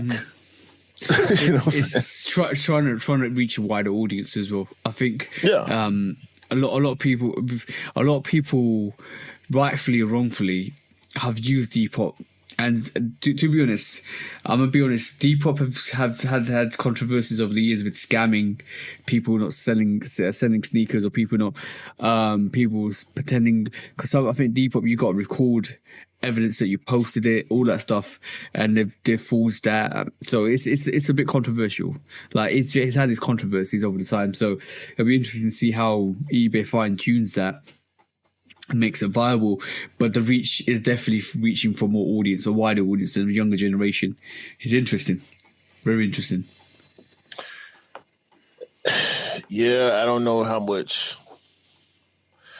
See, because that's a when you said that, I automatically think like, yeah, that's a young people thing. Like they go with the tech more than we do. Yeah. So I can see people on Depop, the younger people on Depop, relying more on self-verification than anything, especially with the controversy. We try to do that on eBay, but I mean, hell, we just had a situation in our group with an eBay seller being a reseller. Oh yeah. Bro, yeah. I think we need to delve into that next week. We need to wait till it's resolved. Mm-hmm. I think we need to wait till it's resolved. I don't want to do no tipping off, but I don't like it. I'll just say that I don't like it. Yeah, I get it, but I don't like it.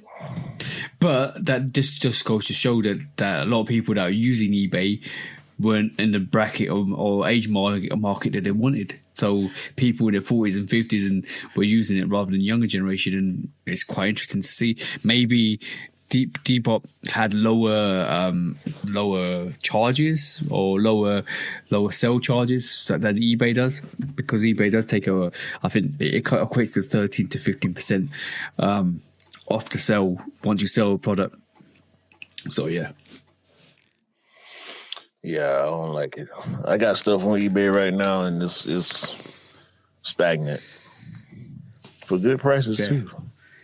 There you go. That maybe it's not, like I said, it's like they want you to pay for promotion to sell your products because it makes them money, and if you don't, then it's like we're not buying ads. I'm not buying ads on no fucking resale platform, bro. That shit is trash. Yeah, trash. Exactly. Y'all already making money off the sale. Yeah.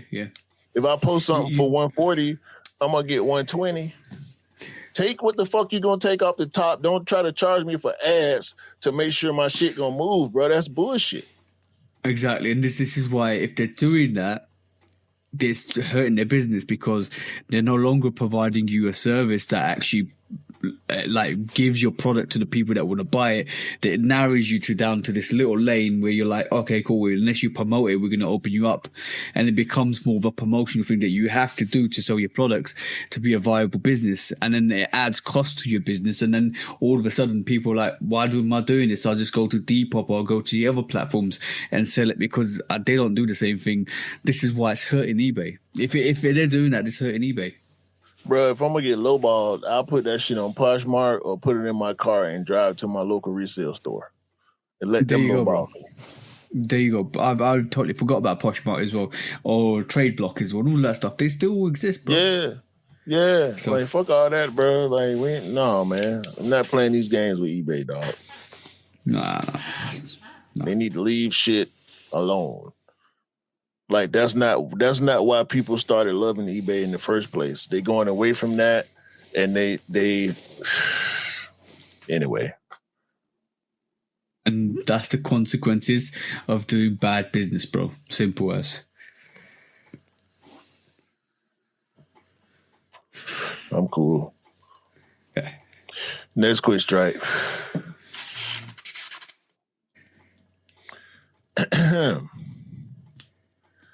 Word to the wise. Been telling y'all goofy ass. AI will not save you. Sneaker legal to sneaker. I don't know what the fuck I just said. Sneaker legal is reporting that a bunch of y'all dummies out here trying to go to court using AI. It's not going to work.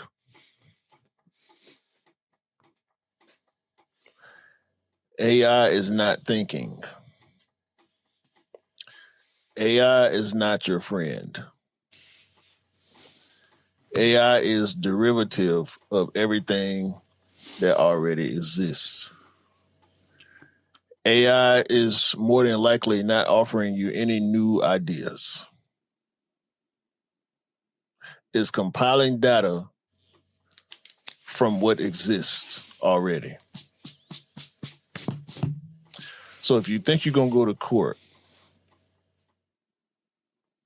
you counterfeiter,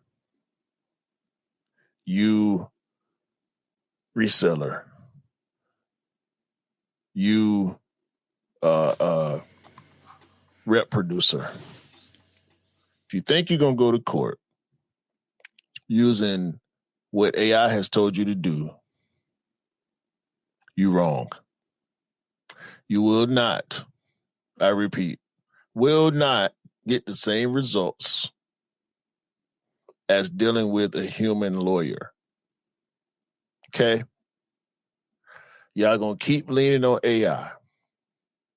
The more y'all use it, the more apparent it becomes. You will, in the words of DJ Khaled, end up playing yourself. I wonder what them Khaled's 5 doing nowadays. I digress. Yeah. Stop trying to use AI for every goddamn thing you doing in your life. Y'all want Terminator 2 to be real, don't you? This is what y'all want. Y'all want Skynet. Y'all keep. It's already bad enough with data nowadays. Any and everything you do, you sign up for, you're making purchases. Our data is being collected. Me included. I already know a bunch of motherfuckers got my data. Same with you. The data is being collected. All AI doing is spitting back somebody else's data at you. Mm-hmm. If you put out enough data, it'll end up spitting your own data back at you. If you're paying enough attention.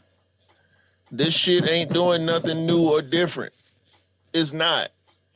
It's not using human logic. Go ahead. It was ironic because what happened recently. There's a lot of news articles coming out.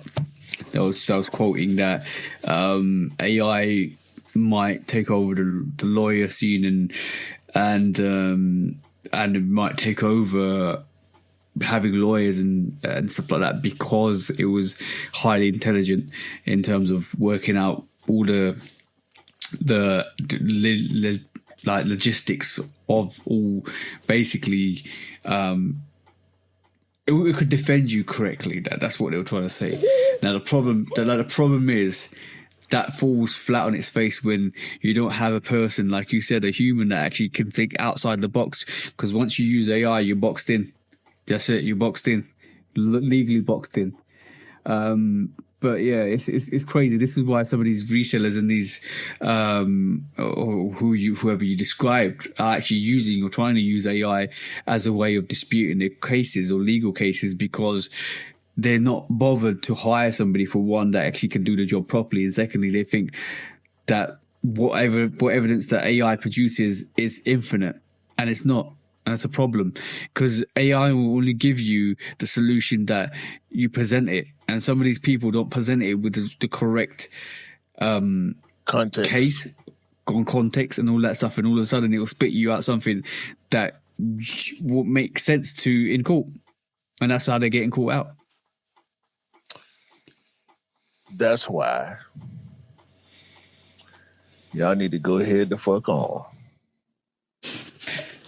with relying on AI. Computers are, have been, and will be a tool. It's not a fucking person. Don't treat it like a person. It's numbers and letters. It's binary. It's a machine. We let machines rule enough of our lives already.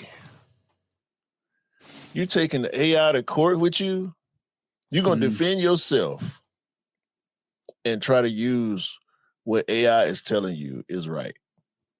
The judge is going to put your ass under the bench.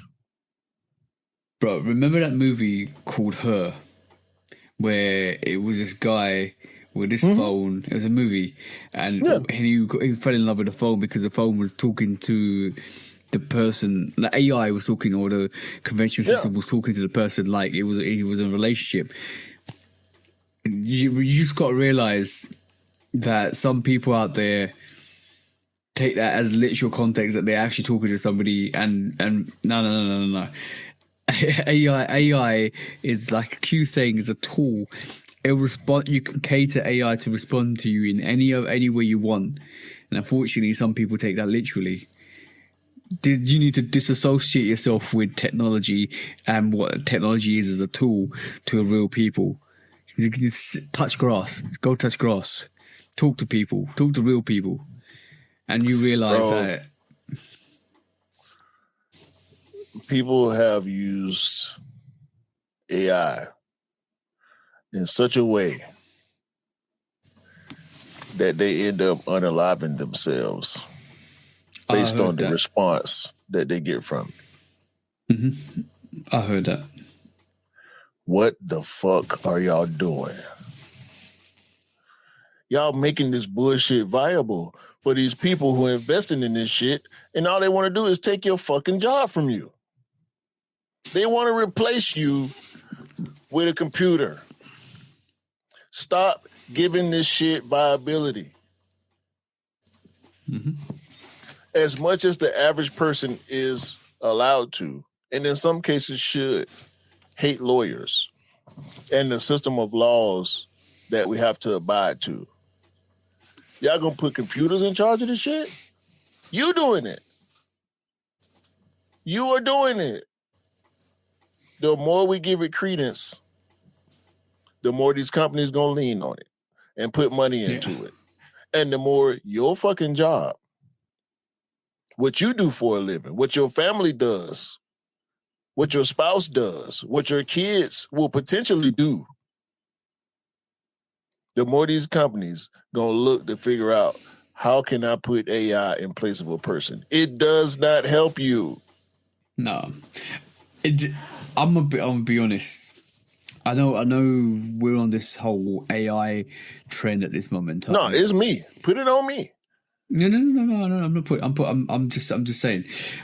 We know this whole AI, but we will call it the AI bubble, right?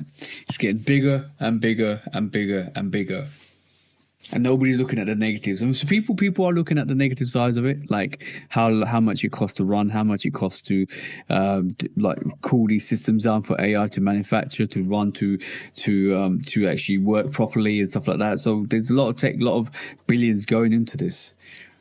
That's fair enough. It's fine enough, but it all falls down once you give too much and you can't receive back. And when I say that is, and I keep saying this, is once you take humans out of the equation that provide a service to society and provide a wage to society and a tax bill to society and a commodity where, like, bro, one line of thought right this moment in time: if a person's not working, they're not contributing no tax, no sales, no money to revenue that's going to sales and buying products and buying commercial stuff that they pump into you constantly. That's one revenue that you lose automatically, because if AI ain't paying money to the system and humans ain't paying money to the system, then who's going to buy products?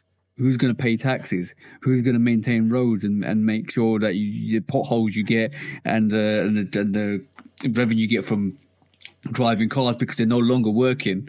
Then they're sitting at home, but they do something else, bro. Like, it's not sustainable. This whole AI bubble in 5 years is going to burst, and it's going to come down heavy, bro. I'm telling you, because once the state realizes or governments realize that it's not viable because it's not viable because basically they're losing money from the people that are used to work and they're no longer working, and they're losing tax money because they know there's no longer tax money going in, and the people that weren't working ain't buying the products that they want to sell you. Then it all falls down. It all falls down. And y'all destroying the planet. And that one too.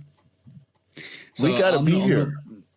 These motherfuckers ain't figured out where else we can go yet. And I ain't trying to go fucking live nowhere else. I like it here. Don't know, bro. It's the thing is, we can go into this from a society point of view, or a just generically, and say, the more you get wrapped up in technology, the more you lose interface with other humans, the more you become socially a pariah. And once that happens, you no longer have the same social skills. You no longer are able to date people. You no longer are able to reproduce. Because you don't date people, you don't talk to people. The more you self-sustain, the more you live alone, the more the rates of suicides go up because you don't have that communication with people. Bro, like, what we're seeing in parts of the world is actually happening now. No, they want T2. They want T2. That's what they want. They want us hanging on the fucking fence while the Skynet dropping bombs to eliminate the human race, because that's what the fucking computer's gonna say. That's what's gonna happen, bro. They want it to be over. There's no Sarah Connor or John Connor. Where's John? Ain't no John or no Sarah. Ain't no fucking T-1000 coming to help us. It's not, bro. Time travel does not exist yet. The only time travel is the seconds that we taking off every fucking day. All right? Yeah. We ain't gonna live long enough to see that shit happen, and y'all contributing to the downfall of humanity. That's what the fuck y'all doing with these goddamn computers and robots and shit. Fuck all that shit. True. Yeah, it's interesting. Bro, like we see it coming. There's the whole bubble, the AI bubble is going to burst in the next 5 years. People realize it's not sustainable and it doesn't sustain society, so they'll start to move back. And also, like, last but not least, you have an AI system that I'm more reluctant to ever have an AI system in my home because, first of all, it can be turned like your phone into a monitor for anybody to listen to, and now you got eyes in your home. Bro, Google just fucking paid out a big ass billions of dollars of lawsuits for that shit. We knew it. We've been saying this shit forever. Your phone is listening to you because you're talking about some shit and you open your phone and it's right there. How? Yeah. Some shit you never talked about before. You're talking about it with your phone in your pocket or your phone in your hand. You open your phone and it's right fucking there. It's been proven. In court. Yeah. Not argued by fucking computers. By people. Yeah. There you have it. We're turning into a bit of a conspiracy here, but the thing is, there's no smoke without fire.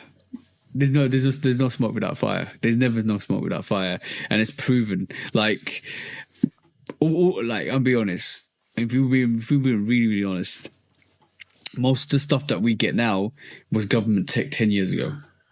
Let's be honest. Listen, Walmart delivering y'all shit with drones.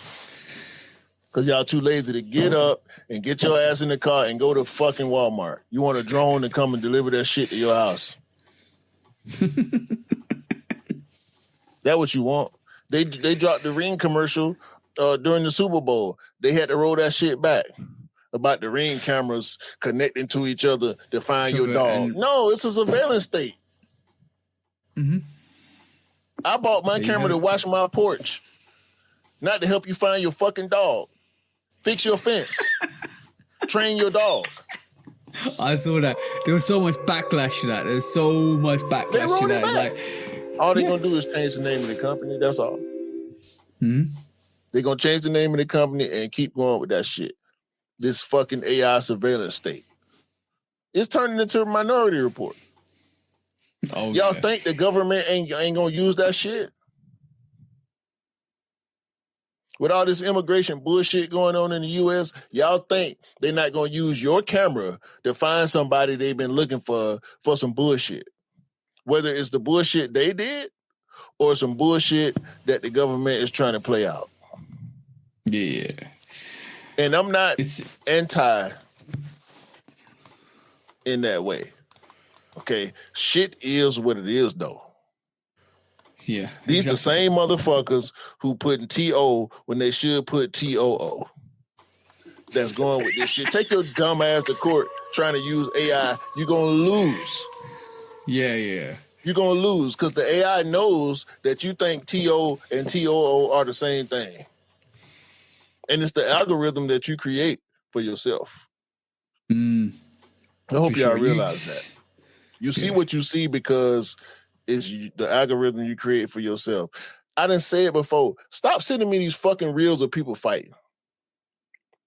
Stop sending me these bullshit, ignorant, not funny ass reels. That go for everybody who send me reels. I don't want to see the stupid shit you see on your fucking feed. That's why my feed don't look like that. I don't see the stupid shit that you see because my algorithm ain't that. I don't want to see that shit, and I'm not going to hit the heart on that shit. If you send me reels and I don't hit the heart, it's either because I've seen it already or I don't care to see it. Yeah. Bullshit. Simple as that. Fucking taking AI to court. Think you're going to win. You're going to lose. Bro, it's like a copying of your fellow student back in. You're going to copy your stupid friend. You're going to copy off your friend who make Fs. Yeah. And both of you fail. Yeah. You're going to copy off your friend who got a 62 on his last exam. Go ahead. Put T.O. instead of T.O.O. Dumbass.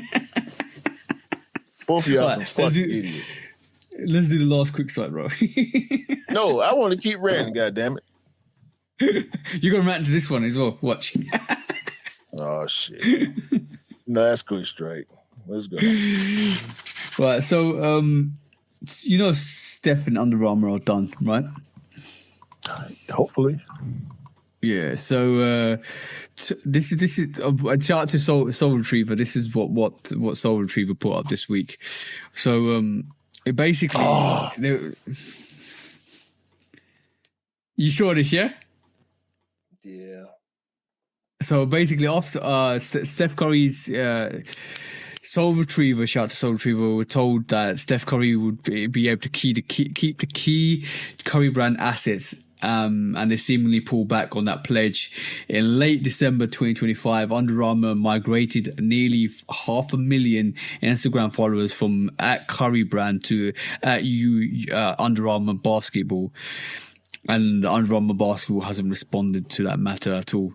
So they stole Steph's followers, or 500,000 followers. What's your thoughts, bro? Because I know you got something to say. I immediately went to find Curry brand to see for myself. And it's true. It is true. Nasty work. How do you do that? I don't understand that. That's nasty. Okay, it felt like a honeymoon breakup. A honeymoon done a breakup. Bro, I'm just reading this. That's crazy. What's your thoughts on this? Like, is this underhandedly stealing somebody's following because you don't know you're basically taking somebody else's following under their actual nose, pretty much. It's not gonna work, bro. It's not gonna work. The same people are just gonna jump back to Steph anyway. Hopefully. Yeah. I think more of the real fans, especially people who are fans of the team and Steph in general, will discover that their follow has been stolen or migrated to something that they don't endorse or rock with. Hopefully some people will open their feeds or open their social media and find out that it's not the Curry brand they following, it's Under Armour they following it, and be like, hold on, I never followed this. Let me unfollow this and figure out where Steph and his brand lives. It's nasty work, bro. Like, ain't no excuse for this. This is an example of corporate greed, in my opinion. Steph Curry himself has 58.3 million followers. Ain't no way his brand only got 200 something, which was the report when it first was discovered. Yeah. Let me make sure I'm doing my due diligence too while we talking about this. The one thing I don't understand is how did it go from like a Curry brand has, I don't even know if it's the real Curry brand because it ain't verified, 9.5 thousand, almost 9,600 followers. How? If this man himself has over 58 million, how does his brand have only 9,500? That's weird. How did it go from like a lifetime contract to where it is now? Because like Steph signed a lifetime contract, lifetime deal in 2023, and it seems like he was I think it seems like he's promised things that it never materialized in like the last 3 years that he's been there under that lifetime deal. It says, how did it get that bad? Because it seems like a proper bitter breakup with an ex. I don't know, and I don't care. To be honest with you, I'm racking with Steph versus the corporation, because that's shiesty, bro. That's just shiesty business. It shouldn't happen like that. It doesn't normally happen like that.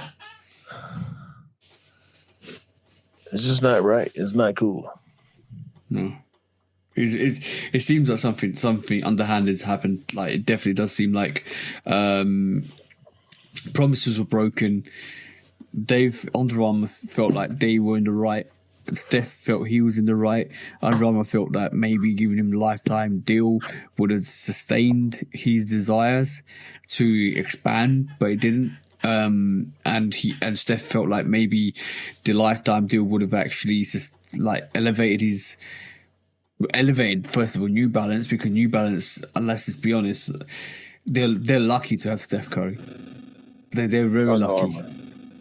Under Armour, so yeah, no, you better tell them. Yeah, they're very lucky to have Steph in their corner, and so for them to do what they've done, and now because Steph has left Under Armour, they're like, F that, we're going to take everything we can from you, and it does feel like a proper breakup, like a proper ex is trying to get as much money off you while you're on the way out, and this is why I felt a certain way when. Even when Steph is doing his free agency run, they're still dropping Under Armour sneakers under Curry's name. They might have the right to do that. For how long? But I mean, if I don't know. You said, you went. Sorry, like you said the other week, you went to you walked past the Under Armour shop and they still had Steph Curry's. Yeah, they still had his poster up in the window.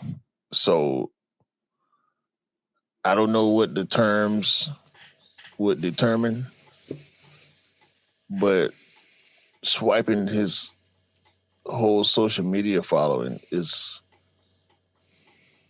nasty. It seems predatory. It seems vindictive.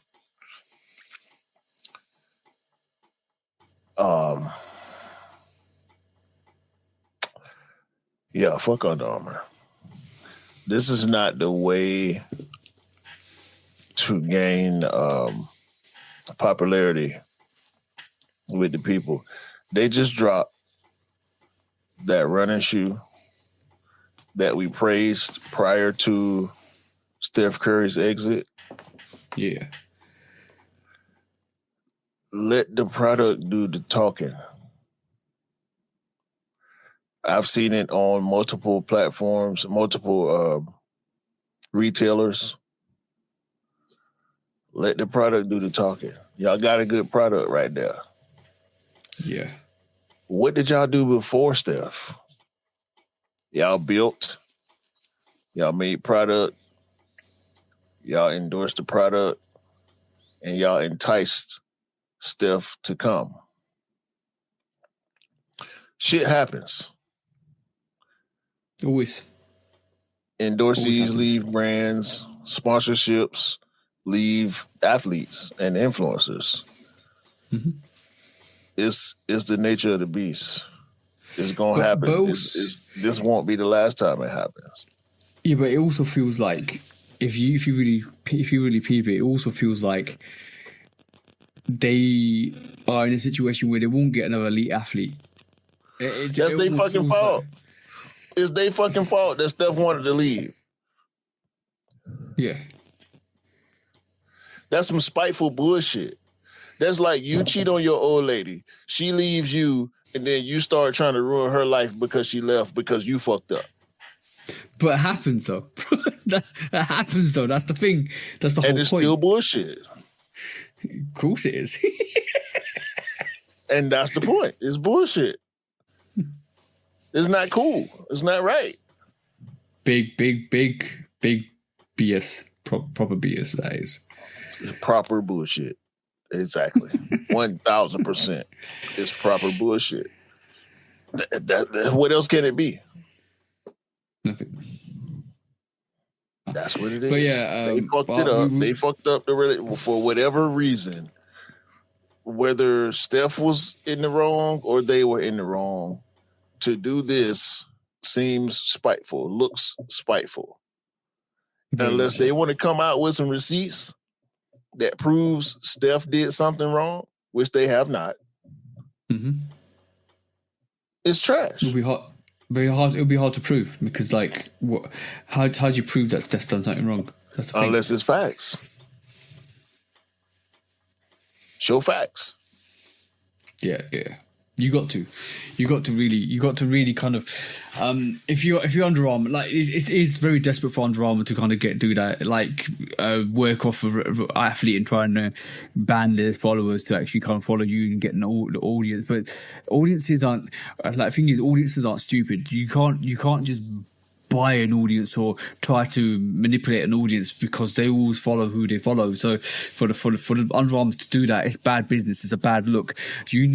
Audiences and following is naturally garnered through what you do, for your reputation, for what you deliver, and for the quality, and especially if you're like Under Armour, you have to put your name on it.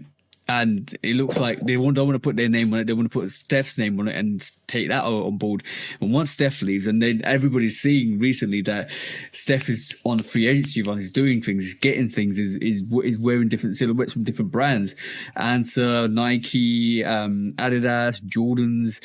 So like they're probably obviously hurt. Like, okay, so it's like you know, like you said, your ex. You see your ex sleeping with every other single woman or man with their exes, and you're like, what about me? And that's how they feel. No, it's the other way around. It's the other way around. They did the wrong, which made the partner want to leave them, and they're being spiteful.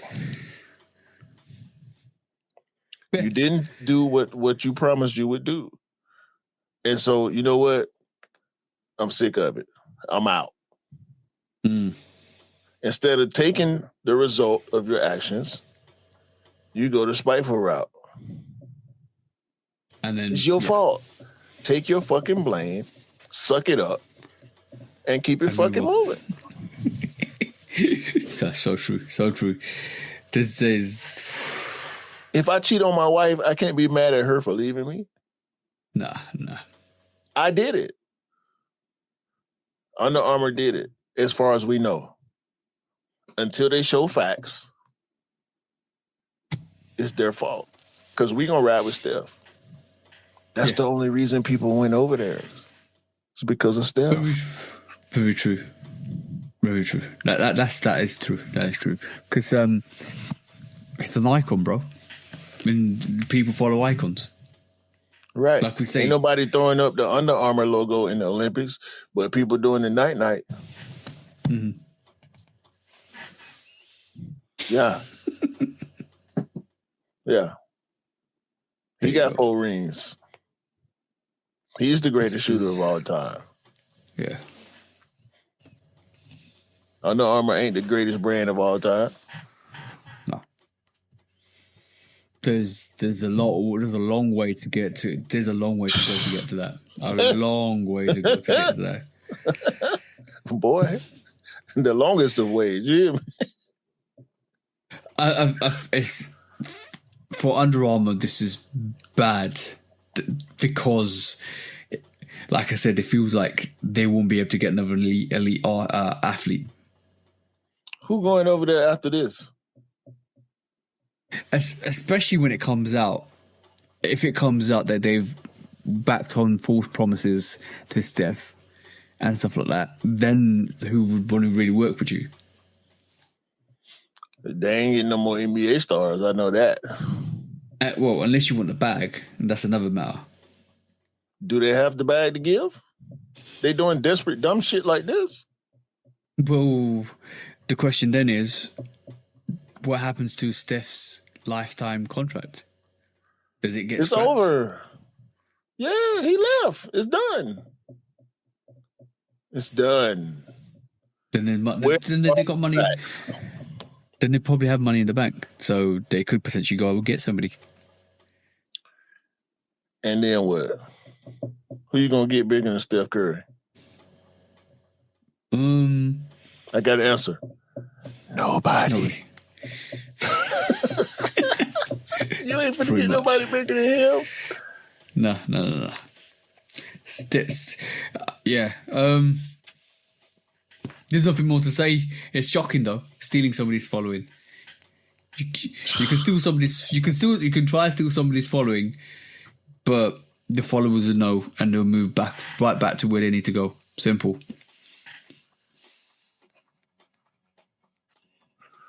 Horrible. Mm-hmm. Horrible behavior. That's it, man. Mm-hmm. Let's get into what we're supposed to be here, pretty much. Oh shit! When resale is too high. Damn resellers. Order. When hype beats go too far. Die damn hype beast. Order in the court. Order. The back door opens. Guilty. It's time for Order in the court. the sneaker court of public Guilty. opinion.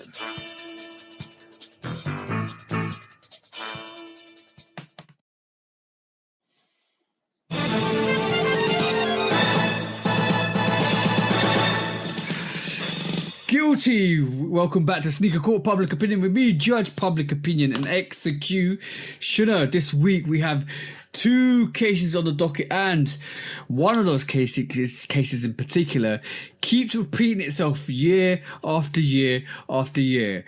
And I'm going to say it's interesting. Quality, it shouldn't be the issue, but sometimes is the issue.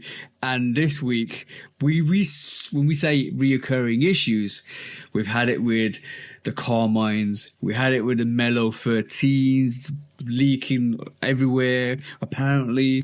We had Pink Souls, we had Travis Scott 1 mochas not being the same. And we had all of these issues. And we thought over the last couple of years, it was all over. It was back to normal. It wasn't going to happen again. And unfortunately, this week, bro, somebody, I don't know whether this is cap, if it's real. We need to verify this, but I thought I'd bring it to court and we can judge, because this week the Union fragment was stamped rather than embossed. Apparently a person waited in queue for 4 hours to pick up his Union Chicago Royals, and the back wasn't embossed. It was a stamp. Do you believe this? Is this cap? Is this real? What's your thoughts, bro? It's hard to say. I'm 50-50. We know the UA market has made improvements. We also know QC can be iffy. Mm-hmm. We've seen Jumpmans with a third leg. We've seen upside down logos. We've seen sneakers with mismatched back tabs. With all that being said, it's halfway believable. Mm-hmm. That's where I am on it. The second question I have for you then, does this sneaker become more valuable without an embossment, or is it like it becomes a one-of-one, or is it, if it's real, obviously it's a quality issue, but is it devalue the sneaker? If it's real, I can see it being more valuable over time. Right now, I think it's devalued because with the market being open for this sneaker, people will be less likely to buy it. Mm-hmm. A collector, a value collector, it may be more desirable, but for somebody who's trying to wear the sneaker, I would be less likely to want to cop this pair. Mm-hmm. So some of the comments, yeah, I agree with you, because I would like to see it embossed more or less, because basically it kind of represents what Fragment's always done with the actual lightning at the back for the embossment of Fragment. Some people on the actual comments on this post are saying, of course, it's already difficult to get it, and then it comes with the quality shit ass. So basically, he's saying it's rubbish. It's not surprising at all when it comes from Nike, Jordan, even for hype collaborations like Fragments and Travis. We already talked about how some of them were crazy, but yeah, some people are really surprised. There's only 3 comments. Some people are really surprised at this. Whether it's going to be true, we will find out. All stuff like this comes out eventually, and it'll be interesting to know. But if this is true, all I'm going to say is,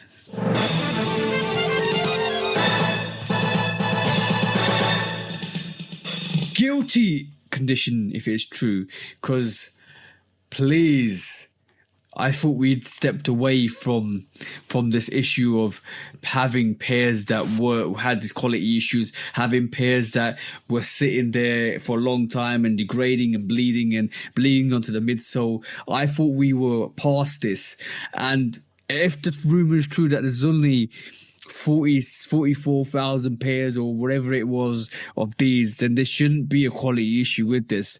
It's not like we're getting 100k or 250k pairs of these sneakers that can't be checked. You should be on top of this. 100% be on top of this. And it's astounding to believe that is the issue with a sneaker. And it's astounding to believe that somebody that would want to queue 4 hours for this sneaker would actually get a sneaker that is that kind of quality. I feel sorry for the person, because obviously you're expecting the embossment on the back of the left side. That's what happened. He got a sticker and a stamp instead. And I wouldn't be surprised if that sticker or stamp fades over time, because if it is anything that rubs off on, especially the back heel, it could eventually fall off.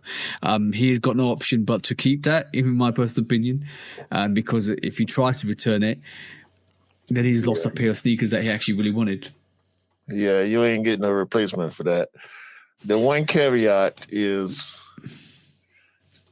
the stamp is still inside the embossment. So it could have not been embossed, but still stamped. Yeah, because if you look at the pairs that are embossed, it's still got the black lettering inside. Yeah.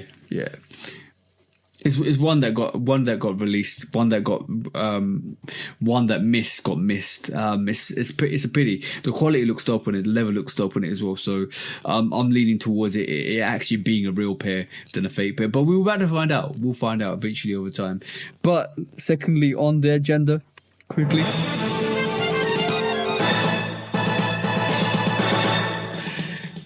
Guilty. All right, cool. This week, this is the bro. He came at me.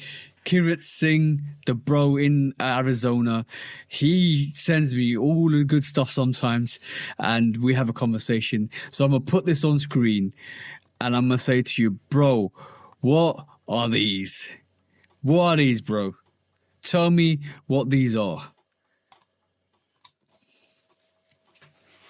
Custom Travises? Right, cool. I will tell you something, and this is the conversation the bro told me specifically for this occasion. He stopped this guy wearing some sort of Travis Scott Jordan 1 low, right? And if you've seen this on screen, the toe is teal, got a brown on the top of the toe, black, grey back lining, more teal at the back, two right at the back where where we see the fragment embossed, a bit of a two there. Reverse swoosh. It's actually got Katie something on the midsole. Oh, that's foo. It's foo. That's foo. It's proper foo, right? So now we don't like to shame people that wear fakes or whatever. It's on you. But bro had a conversation with him and asked him where did he get them from. The answer was, I got them from this site, they're legit. And he told him the website, and the bro sent me the website, and I'm astonished that some of these pairs on this website are going for retail, and the prices on the resale platforms are talking thousands, bro. So not only did he wear these foods, he claimed them to be legit. And he claimed them to be so legit that he actually gave my bro, who sent me this, the website and said, you can buy yourself a pair from here. Nah, look at the swoosh. Look at the tip of the swoosh. Look at so many details. Look at the bottom. Guilty, not for wearing foo-foos, that's on you, but trying to promote them and trying to say they're real and trying to give the website out. What are you doing? What are we actually doing here? Is that supposed to spell cactus? Kaktyc? Yeah. Kaktyc.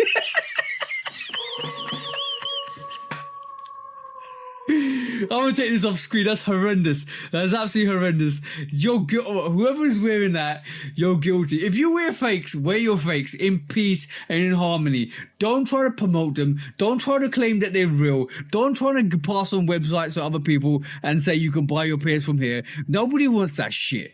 Wear them in secret. Wear them around the house. Wear them on the street. Wear them for yourself. Don't promote fakes. Don't be a reseller. That's the one. Don't be a reseller, because that's reseller mentality. Just because you wear fakes doesn't mean everybody else wants to wear fakes.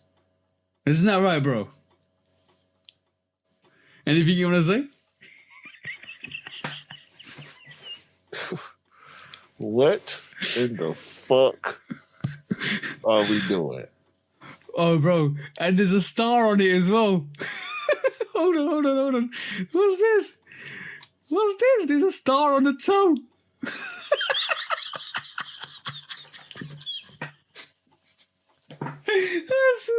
Bro, if that's the worst fufu I've ever seen in my life. It's almost, oh, bro. I can't say anything more. Oh man, I'm gonna burn that image off my brain. Thank you, bro, for that. That was quite hilarious. Kieran Singh again coming through. We came through two sneakers. One with the white cement folds with the V and the one on it at the back, and this one, bro. Where are you finding these people?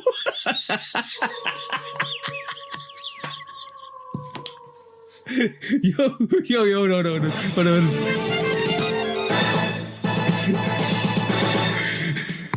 Bro, guilty. Stop stopping people that are wearing fufu. Just run away from them.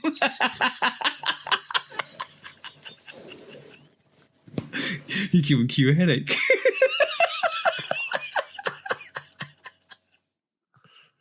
What the fuck is going on? I don't know, bro. You can't make this up. No, somebody did. Yeah, Somebody made this shit up. Yo, What the? yeah, hold on. Remember when we said that fakes were getting better and better and better? They're not. They're not. We lied.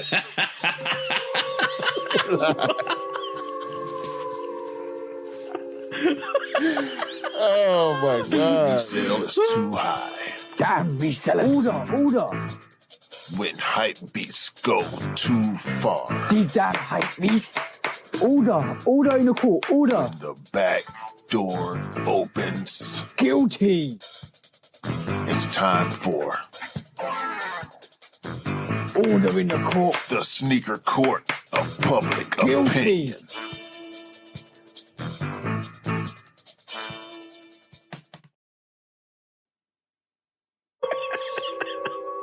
Yo, I was just listening to that sneaker court introduction. The back door definitely did open for that. The whole lot of shit came out. That wasn't the back door. That was the basement door. Bury that sneaker under the retailers, under the fake resale, what do you call it? Fake factories. That's crazy, bro. That's oh man, I'm it's actually still on my screen. Let me move that away. That's horrible, bro. That's horrible. I would. Foot Locker? I'm never wearing.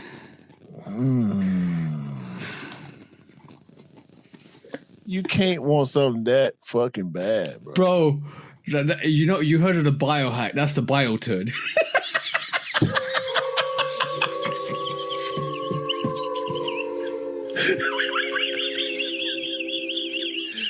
Dog.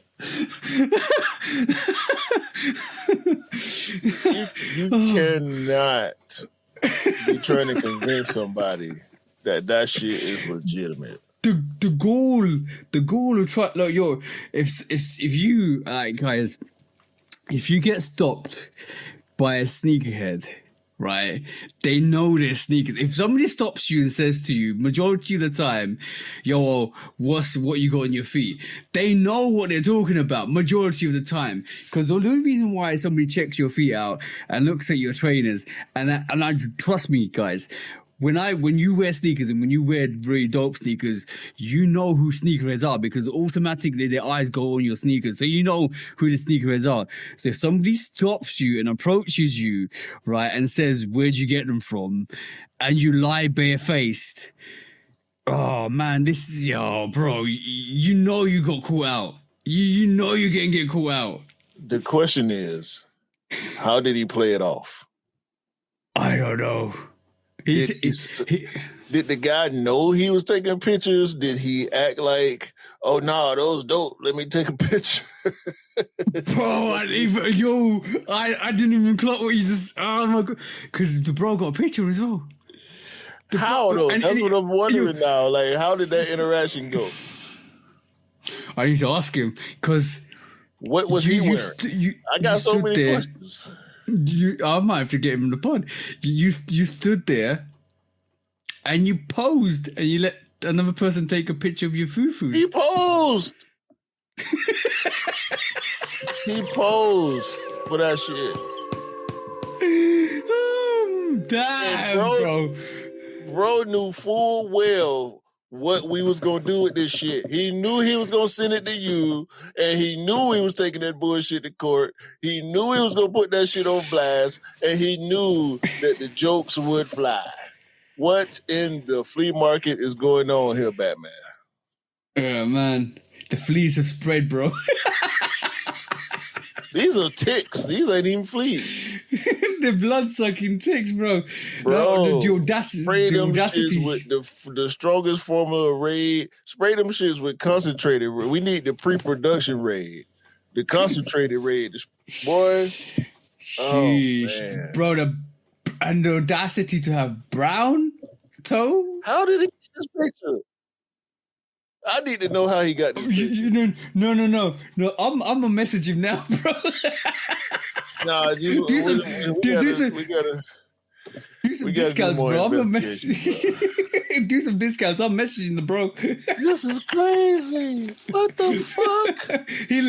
By the way, the bro listens to the pod, so he knows we're gonna talk about this week. Oh my! That's why he took the pictures. He knew it. Yeah, exactly. This was a full setup.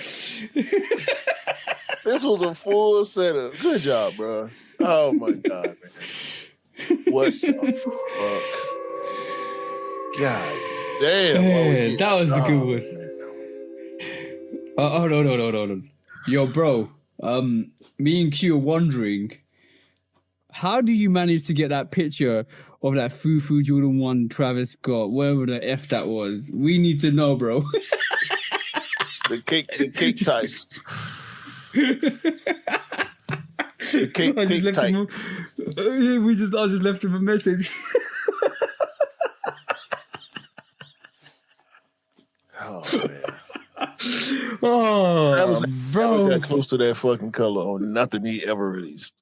Oh, you know what would be funny if he said there's an unreleased sample?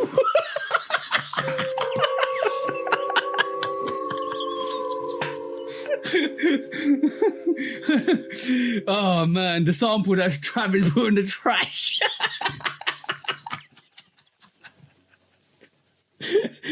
That's why I called him the bioters. It should have been flushed down the toilet, bro. Man, somebody called the fucking CDC to come and get that bullshit off his feet. What the fuck, bro? Oh man. All right, What would you do? like, What would you do in that situation? I'm not talking to him. I'm not talking to him. No, I can't. I would not be able to hold it together long enough to have a conversation with this person. It better not be somebody I know. Boy, I'm on your ass. You hear me? Night Rider 11s, bro. It's gonna be him. It's gonna be him.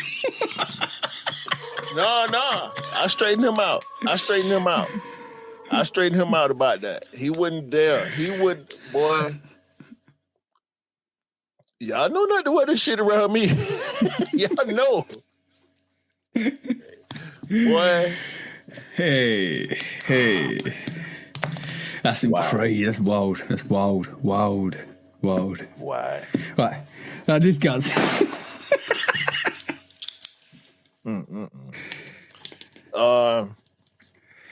Damn.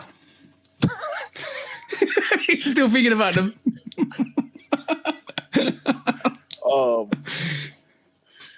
Magic Johnson and Angel Reese, shout out to the both of them, have collaborated to create the Wealth Playbook, which is a financial literacy service for high school students in the city of Baltimore. Once again, shout out to Magic Johnson and Angel Reese. Game changing, making moves. Yeah. Whew. Cacti's.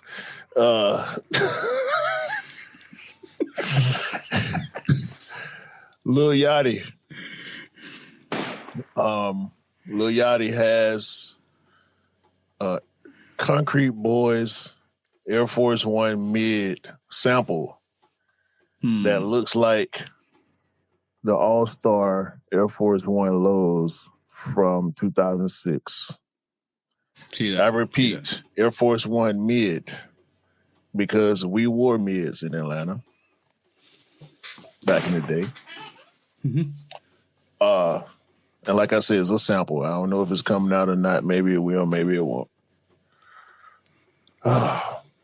Jordan 2311 NASCAR team wins the Daytona 500. Round of applause. The week after, we hear about them getting PE9s. They win arguably the biggest race in the NASCAR season, the Daytona 500. You know how much a struggle that was for Jordan to have that against a federation of NASCAR elites. Yeah, they won the lawsuit. They tried to smear Jordan with what happened with the little kid with the ice situation. We ain't got to get into that. But yeah, Team Jordan 2311. Shout out to them for winning the Daytona 500. The bastard GOAT keep getting rings and championships even after he retires. He hugged that NASCAR championship like he hugged his first NBA. Yeah. That was great. Yeah. Continuing to build his legacy after retirement. ASAP Bari and Various have 2 colorways on the Zero Acid. There's a green, Various Zero. There's an acid green colorway, and there's also a fur version that he did in collaboration with Shia LaBeouf. I'm going to leave that where it is. For those of y'all who support ASAP Bari, check it out. Yeah, check that out. Kobe 5 Dodgers. Fall 2026. That's that.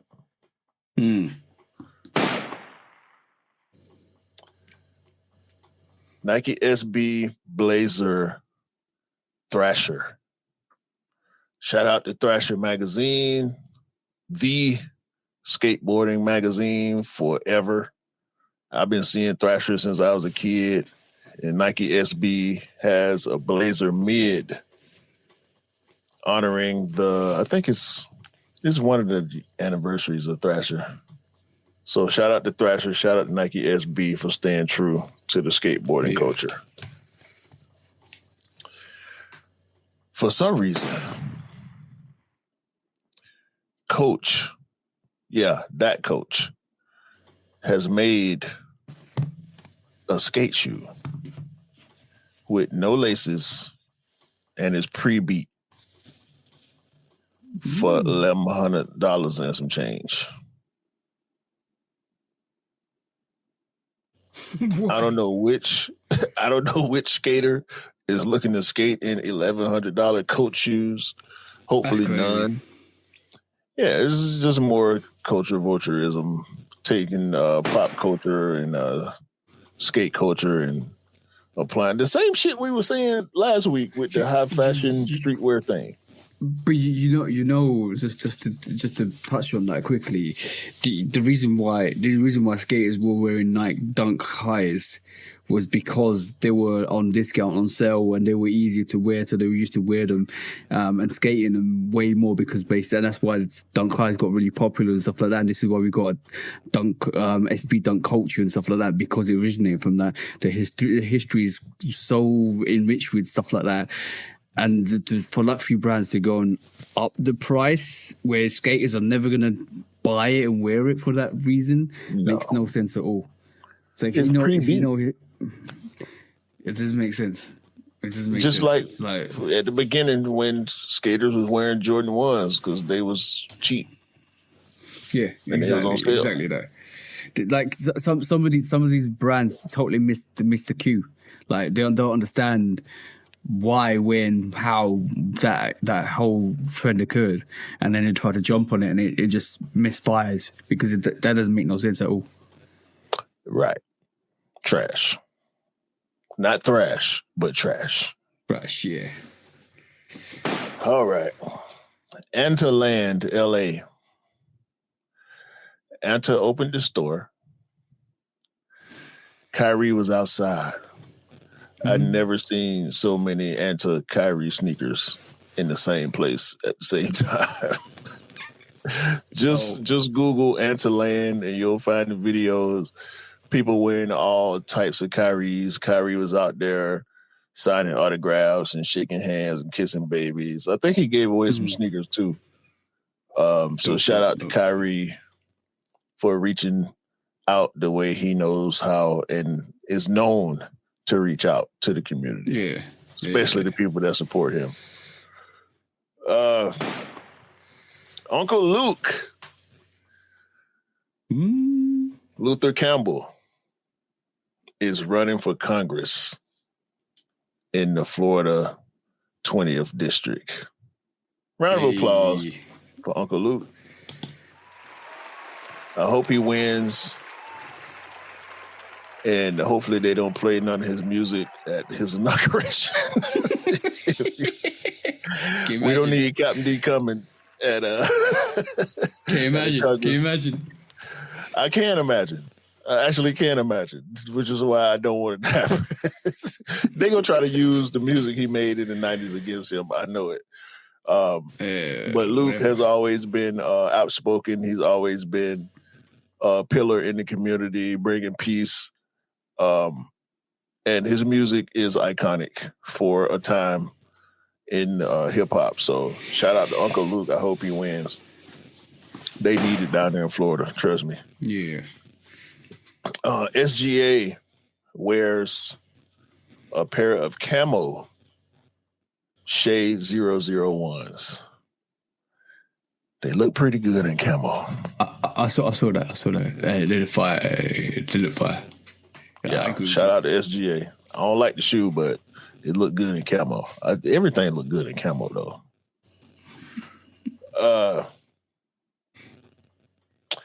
1587 Sneakers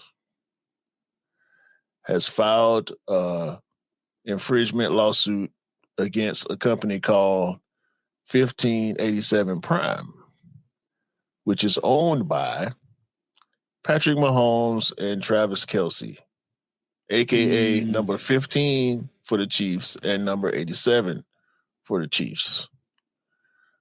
Looks like they didn't do their homework. There was already a brand called 1587. Hey, the more you know. Right. Do your homework. Jordan 3 Brazil is rumored to be releasing in fall 2026. The mock-ups got it being blue, mainly blue. Mock-up look good. It's gonna work. It will work. If it comes out that day, it'll work. It looks like if it's for the World Cup, it looks like the Brazilian away kit. If you know the Brazilian away kit for the football team, it's the blue. Rather than the traditional gold and green, for the Brazilian flag, it's the opposite, which looks fire. Looks absolutely fire. Excuse me. Shout out to JID. He has a Kellogg's deal. Saw that. Where he has a collab with Tony the Tiger. Hey, round of applause. That's fire. He made a song called Hey Tony. Got them sitting in the car playing the song, all on the commercials, special box. JID out here winning. Yeah. One of the dopest of this current generation. Atlanta's own, by the way. JID. For sure. One of the best albums to release recently, also. Yeah. Raheem Miles, K-Swiss court tiebreak. Look it up. Dope sneaker, superhero themed. character all over the sneaker. Literally, character all over the sneaker. It's a good look for K-Swiss. Another black collaborator tied to K-Swiss. Excuse me. We talked about him before a while back. So just another dope release from K-Swiss. Shout out to Raheem Miles. Bad news. The Air Jordan 13 Low He Got Game has been canceled. Oh, damn. I was looking forward to that release. Also, the Air Jordan 6 Light Aqua has been canceled. Oh, damn. The article where I saw this news cited production issues and more. Y'all can read up about it. I ain't got all day to talk about it. More quality issues. There you go. Yeah, I was looking forward to that He Got Game Low. They still get it coming out with the Flint 13s as well, which is interesting. I'm cool on Flint. I sold my Flints. Did I? I think I sold my Flints. I might still got them, but I ain't wearing them because they squeak. Hopefully the new Flints won't squeak. It's the shoestrings against that rubber that leather tongue. They squeak when you step. I can't deal with it, bro. I can't. It's embarrassing and it's irritating to listen to yourself squeaking around all the time. Kaktyc Plant Flea Market is coming back with the Air Flea later this year. Two colorways so far that we can expect: a black colorway and like a tan green colorway. They look dope on feet if we can believe the early pictures that we see. So shout out to Kaktyc Plant Flea Market, continuing that Nike partnership and bringing out more dope sneakers. Nike has patented a smart chair. It's supposed to, when you sit in it, measure certain biometrics. For me boot. So we went for me booty hole. Next discount.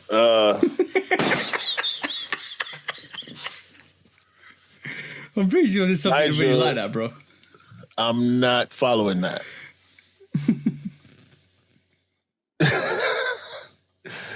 Nija Kennedy is the first college athlete to have a PE cleat. Ooh. She is a softball pitcher for Texas Tech, number 24. She has an Adidas PE cleat. So shout out to the young lady. I don't know if I'm saying her name right. It's either Nija or Nija, spelled Nija Kennedy. Mm-hmm. So shout out to her. Shout out to her. That's it for me. You got discounts? No, I'll let you do the discuss. I think because it's my goddamn birthday.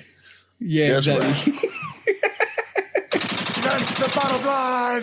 Cause Stone Cold said so. I wish we could get Stone Cold to do because Q said so. Well, we could make it, but I ain't trying to use AI right now. Yeah. But yeah, that was the show this week. It's been a long show, but it's a birthday celebration show, so we can do what we like. Facts. Don't think we're doing 3 hours on your birthday too. It's just for me. Nah, it's because of episode 200, man. I just wanted to tell some of the backstory to how this thing all started, man. It was epic. To be honest, we spent a lot of. To be honest, my brother's birthday's on Sunday. If we pod on Sunday, that could be an option. Your brother ain't a part of this podcast. No, my birthday's on Sunday. Oh, so if we podded on a Sunday, that could be an option. But no, yeah, it was good to have a backstory for to remind people where we originate from. 200 episodes is a feat. It's a very very good feat to have. We've been, like Q said, we've been through a lot, and we're still here, which is great. We're still trying to provide the communities and the friends around us as much information and help as possible. That's what we're always going to do, and that's what this channel is all about, is helping people and helping as much people with the right knowledge and information as much as possible. And when we do get it wrong, we do go back and correct ourselves. I think it's very important to learn that in life. So sometimes you're right, sometimes you're wrong, and when you are wrong, you go back and correct yourself. But 200 episodes, bro.